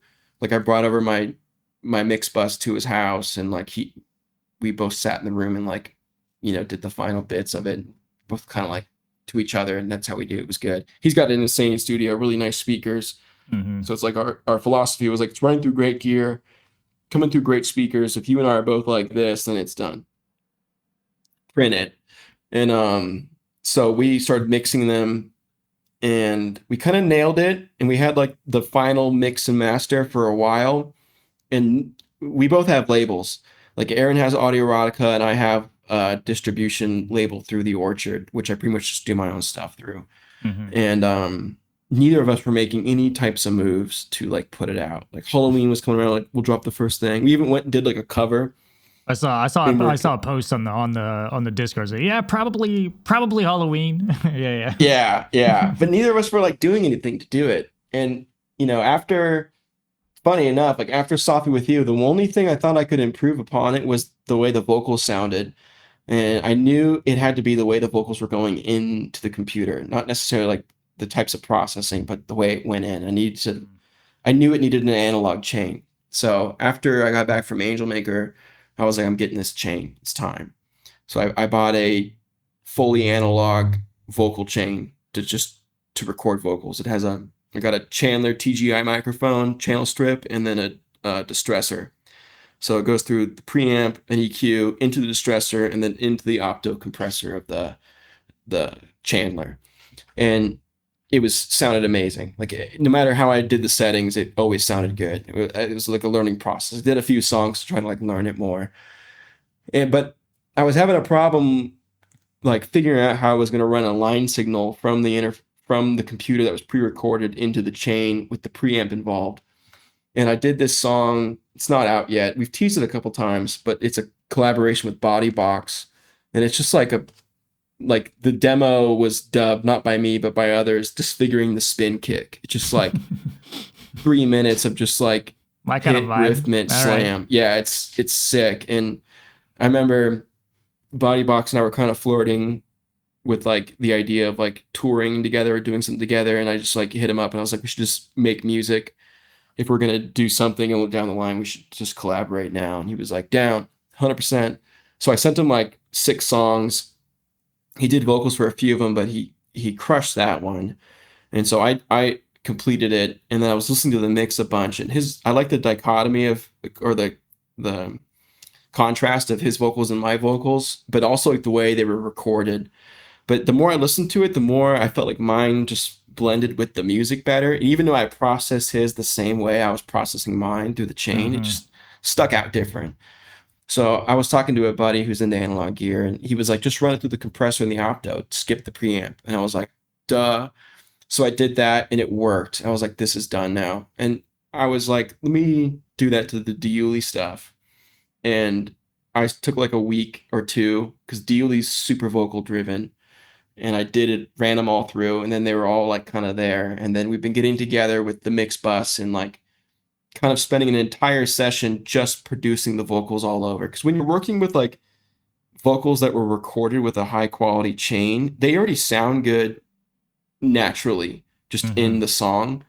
So it's like the decisions you make are not really to like mix the vocals better. Yeah, it's to like produce them. Like, how can we make this more interesting? How can we make these two vocals like fit better together? So we were doing all like the kind of the cool ways of, really adding the dynamics in how the vocals felt on the record from like more of a producer standpoint. And then we do like a pretty simple mix and master with the chain, and we were just like that's it.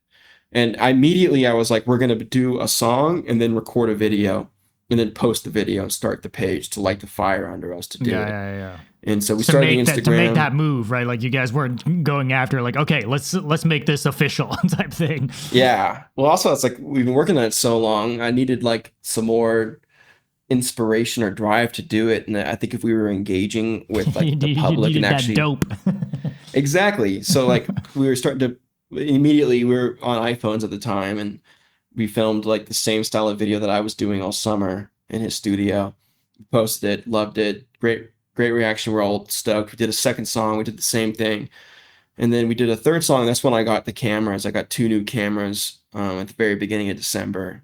And immediately I brought the Dom and I were talking about this before, but I got a Blackmagic, which I have in my bag right now.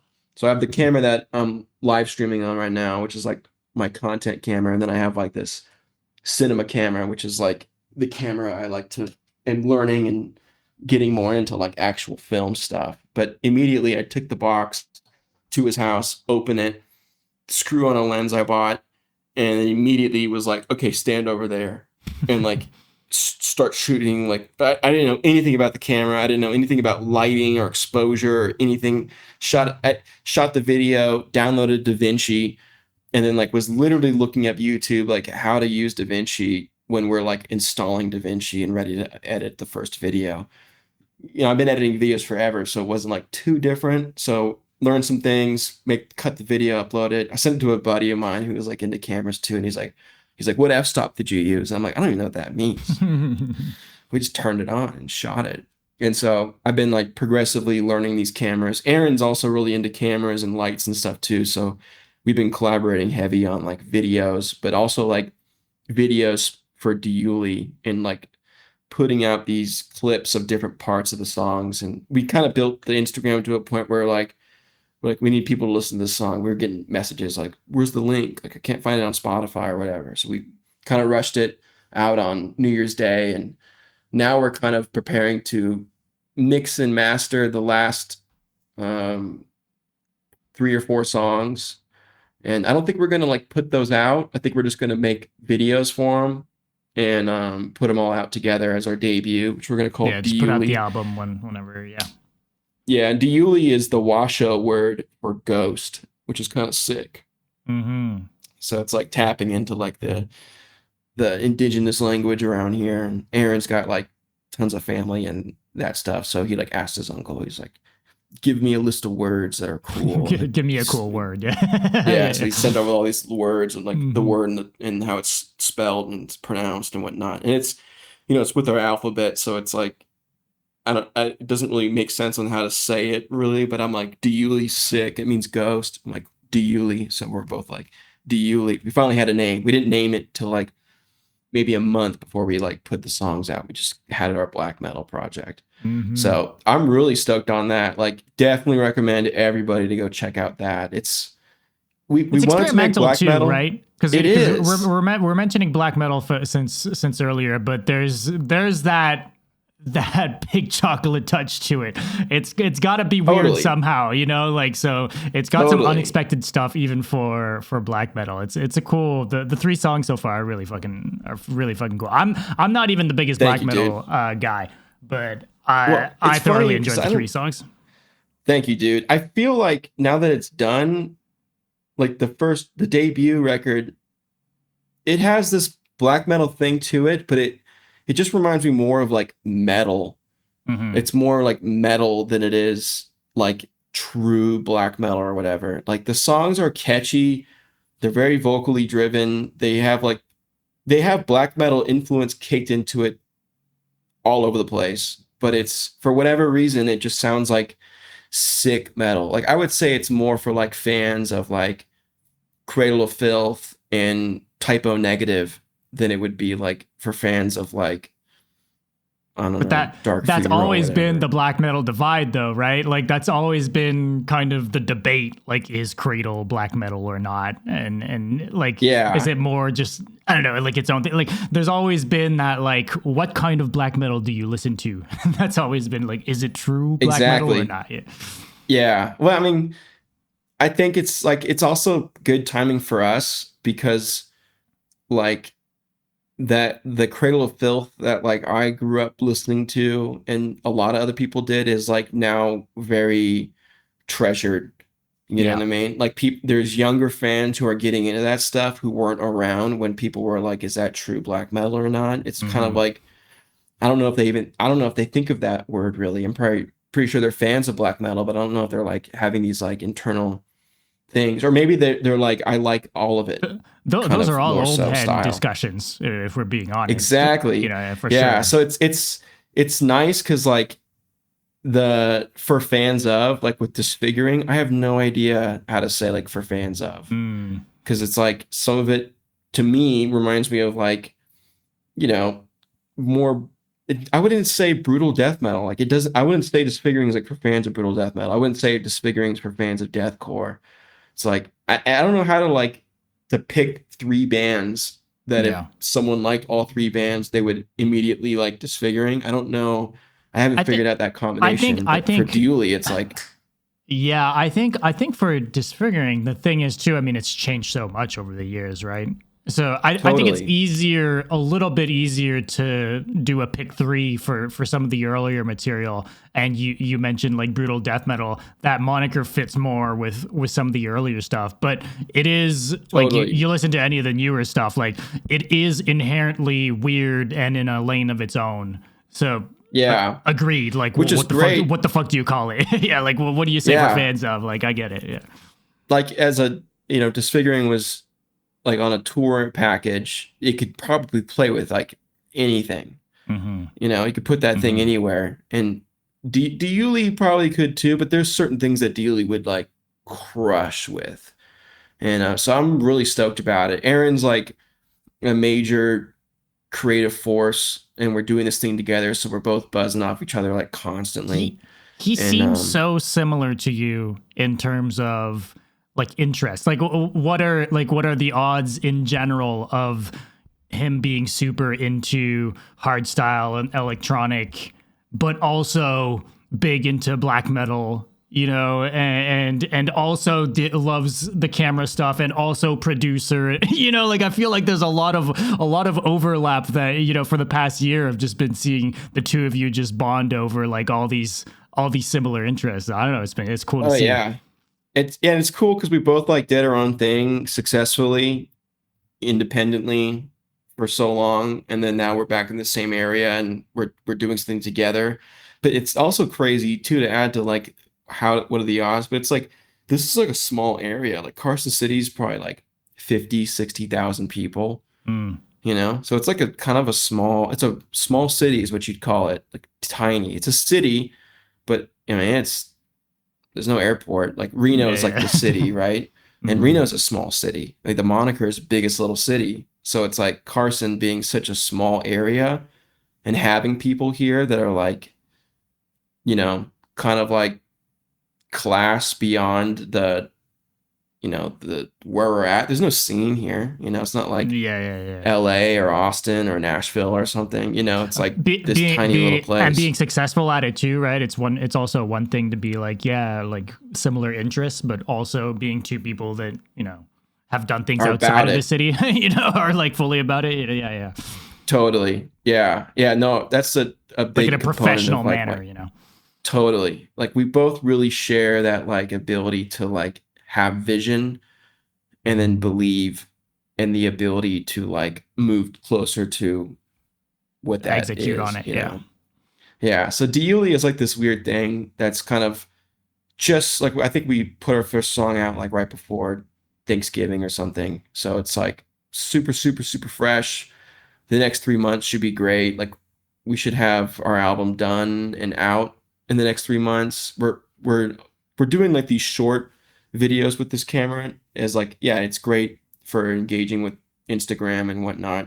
But like we're literally learning the camera so we can like do our own music videos. Like we're building up Cinematographers the skill. are cringing hard at the vertical format is what's Dude, going and on.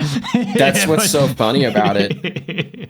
Like Aaron's got video friends and they're film people, so like us Yeah. like getting this camera and just like immediately like Yeah. I think I've only filmed one thing Yeah. vertical, like It's horizontal with it. it's so Everything fucking we've funny. shot has been vertical. And Mm. it's funny because like the firmware update for the camera that allows for the vertical It's like rotation a is recent new. thing. Yeah, exactly. Yeah. So like when we Yeah. turned it on and we flipped it and like everything rotated, we were like, perfect, Yeah. sick. And like immediately like there's some times where like I can feel myself outgrowing the clips or producing just the clips because like when we start doing these clip sessions, because we'll record like a bunch of them at once. Yeah. And I'm immediately like looking around. And when you get into photography or cinematography, like the way you look at everything is Yep. dramatically different. The way you look at lighting, the way you look at things, it's like super different. So like when we're shooting stuff, I'm like looking around, like that would be a cool video. Like this would be cool, but like we're not doing that right now. But like now Mhm. those things are kind of starting to come Yeah, through. yeah, yeah. So Hey, we're I gonna try mean to produce a the couple big full length. chocolate feature full length coming to a theater near you. Yeah, yeah, for real. Yeah, it's funny. Like I wanted for the milk reviews, I wanted to do like a really cinematic kind of like Hell I don't yeah. know what you call it, like a thing where it's like, Mhm. me setting up or like all this like before, before it says on air or whatever. Mhm, And then it's like super cinematic, and then it's like the thing shows and it's like, hey, good morning, and it has like this little Sony. mhm. Yeah, exactly. I think that'd be hella Like funny. shittier quality, like no, yeah, yeah, Yeah, yeah. this Sony's got great quality, but it's like it lacks the depth of a real camera, especially a real cinema camera. It doesn't. You can make like I screw around and like try to be cinematic with it every once in a while, and it you can do it. You could make a cinematic movie with anything, right? People do with Mhm. iPhones and stuff, but like those cinema cameras, like they just Well, it's more like as soon as forgiving. you look through it, it's like, Yeah. wow, like this Mhm. needs to be like this. It needs to be cinematic. Mhm. Not saying our clips are cinematic. That's kind of a joke that we like to say. Like, and I've Mhm. told friends that, and like they'll comment on a video and like, so cinematic, bro. I'm like, it's so funny. But Mhm. yeah, video is like a big thing I'm thinking about right now. So video It's with dude, disfiguring. it's Yeah. full circle, right? Because the way I look at it, like even you were talking earlier about like the concepts, like new concepts for like the what's up with the kind of series. But then What's the deal? what's the deal, and it's like, well, simple solutions was just that, right? Like it's a Exactly. similar, and so it goes, it's, I don't know, it's this kind of cycle that I see where like, and you talk about, now it's all the different platforms, and obviously it's short form and stuff, but you've been doing that forever too, right? Like I feel like all of these Yeah. things are just like, it just kind of makes sense now. It's just there's a home for Totally. it. There's like, I don't know, there's something and again, it's not something you could have predicted or engineered for or fabricated. Like it's just how it is. But it's cool to see now. It's like, okay, in 2025, like you can keep doing the same kind of thing in a similar format, and it's gonna bang. It's and just keep Oh improving yeah. upon it. It's cool. It's gonna work, and like he's improving upon it. Like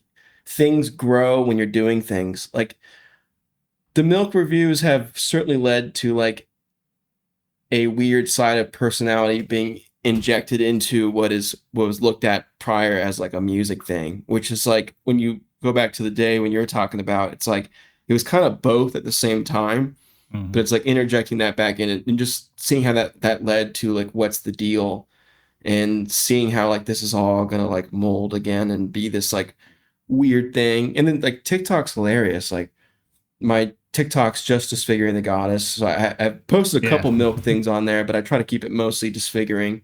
I keep like a week ago, I was like, should I make a big chocolate TikTok? Probably, but I just haven't yet. So I posted like, what's the deal on there? And I remember I had this like this chick comment on one of my videos, and she wasn't following me, and she had like a good amount of followers too. So you could tell she was in the platform, but she commented in, I think on the Hillary Duff video I did, and Mhm. she was just like, you're popping on my For You page like pretty often, just doing the most random stuff. And it's so funny because it's like Trying you've to no idea who I figure am. you out, and I don't know what the fuck Yeah, I'm looking at. yeah, yeah, exactly. So it's funny because it's like it's occurring again. It's like obviously I did stuff, you know, then, and there's similar things that are happening now, and the people who saw it then are like, this is fun, like, but there's all these new people who are like never exposed to it, who are kind of like, what the heck is this guy doing? And it's like Mhm. and I just think to myself like, it's working, it's gonna It's work. working. It's working. It's happening. It's happening again.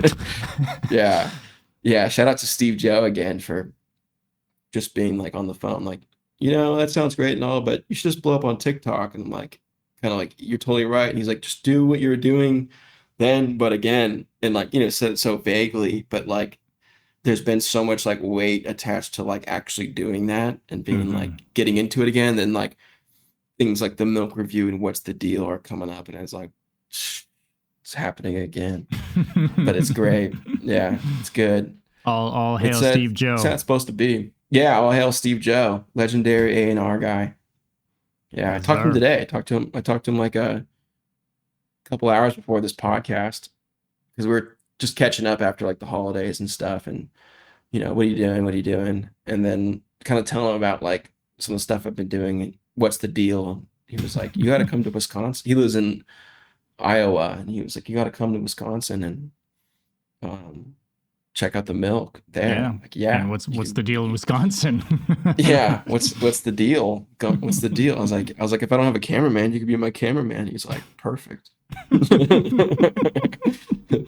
Yeah. Dude, Yeah, I think great. I think that'd be a great place to kind of leave it off, man. Unless Yan, you had No, I was just enjoying listening, talking to it, because to me, like all the black metal thing, I know you said like it's not strictly black metal, but like for me it was super interesting because it's such a I don't know what to call it, but like death metal, like black metal fans are really passionate and very vocal about, deathcore in general or other kinds of music and stuff. They're really like black metal or nothing almost type thing. So like for someone like you who has like a cool, like a huge presence in our scene to do something like that, I always think it's cool because it shows that you don't have to be stuck to one thing would be to be like the death metal dude or the deathcore dude or the black. You can just, it's metal. Oh, you can yeah. do many things and it's cool. So I thought it was Yeah, interesting. I'm curious to see what Jan thinks about it. He should check it out for sure. Like I didn't the check it out. songs that we Yeah, I have, did. Honestly, I have to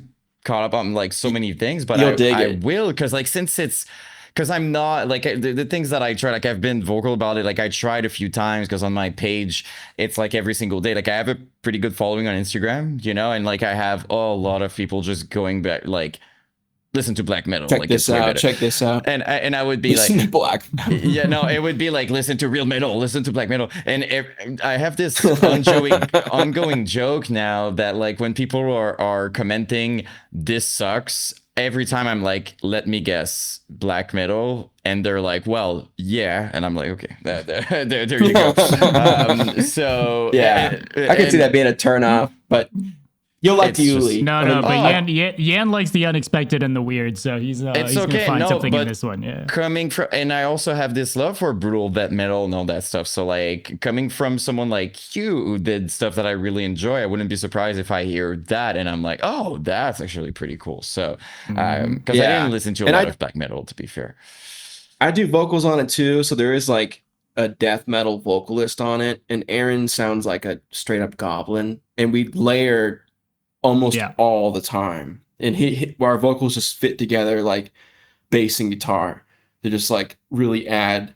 There a couple of times we'll kind of like go off, but most of the time we're like layering the whole time, and it's part of the sound. I think it's really unique, even just for metal in general, to have like two vocalists that are constantly doing the same parts, like almost like harmonizing, but with brutal vocal types. And there's the songs that aren't out yet. There's like a bunch of punk influence on some of these because like we both were into punk, but like we both were in like the same kind of punk. Like there's this band called Resistant Culture that we were both obsessed with. Another native band. I don't know where they're from, but all native dudes in it. And it was like metal as hell, but also like punk, but had like this crusty kind of thing to it too. And they have super good songs, and they have like really key things that were like ingrained to Aaron and I's like taste, basically. We actually like not shout them out, but like there's this part that has like that kind of groove that a lot of like that kind of like metal punk kind of sound had. And they have a song called Hang On to Nothing, and like one of the lyrics is hang on to nothing, and we use that lyric leading into like the second verse, and it sounds just like them. So sick. Yeah, that Resistant Culture, they got their guitar tones are sick too. Like there's just the way those songs sound. I I'll check it out highly for recommend them. Yeah, they're Oh, yeah, dumb. man. But like that's like a huge influence too. Not black metal at all, but it's just kind of, it's really just Aaron and I, like the stuff we like and grew up listening to. It's just a combination of those with like our modern skill set. Like we would have died to listen to a band like Diuli back in the day. we would have been so into it. So it's just cool to like do it. And the production's cool. It's like it's high end, you know, a lot of analog stuff on it. Not that that makes it high end or anything, but like I think it preserves a lot of like the feeling of it. And it's not overproduced, but it has like a lot of like great production on it. It sounds it's unique. great, yeah. Thank you, dude. Yeah, I mean, we wanted it to feel like the stuff we love, how that stuff feels to us. We didn't want it to like be a modern interpretation of that. We wanted it to feel like the shit that we are like inspired by, you know, which is like old Cradle, Demi Borgir, and you know, punk and Typo Negative or whatever, you know. Fuck Swag. yeah, man. Well, dude, that thank was you so awesome. much for taking the time again to do this with us, man. Dude, and the worst part is we could still talk for another 3 hours. Yeah. So hey, we're gonna have to redo this. We could, yeah. another time because Yeah. I've still got some other stuff we could touch on. It's gonna So, have man, to be like a recurring, just Yeah. like part of the show. Every yes. January. Yep. Something like that. Yeah, exactly. We start the year like that. That's it. Yeah, so, well, dude, Yeah. I don't know. I don't All know right, if guys. you've got You anything. guys are awesome. I don't know if you've got anything you want to shout out before letting Anything. you go. Anything at all? Yeah, I know just we covered a lot. The Softly With You is a great record. Check it out. I've got vinyl and CDs if you're into those. And Diuli is awesome. Check out Diuli. You know, follow my Instagram for reviews on milk and you know random niche locations. Yep. And Dancing. I mean also. that's kind of it. I think if you connect to me, if you're not already connected, you'll know what you should check out. Mhm. Hell Yeah. yeah. Let's go. Let's go. Well, dude, thank you so much. We'll Yeah, thank you as guys. always, we'll keep in Again, touch. much respect to you guys doing what you guys are doing. You Thanks, know? man. Same, by the way. Yeah. We're both Appreciate that, and fans. right back at you, my man. Yep. That's what it's all about. Let's go. All right. We'll enjoy the rest of your night, and we'll talk soon, my man. Let's go. Thanks, guys. It was awesome. Peace. Peace Take care, out. buddy. Later.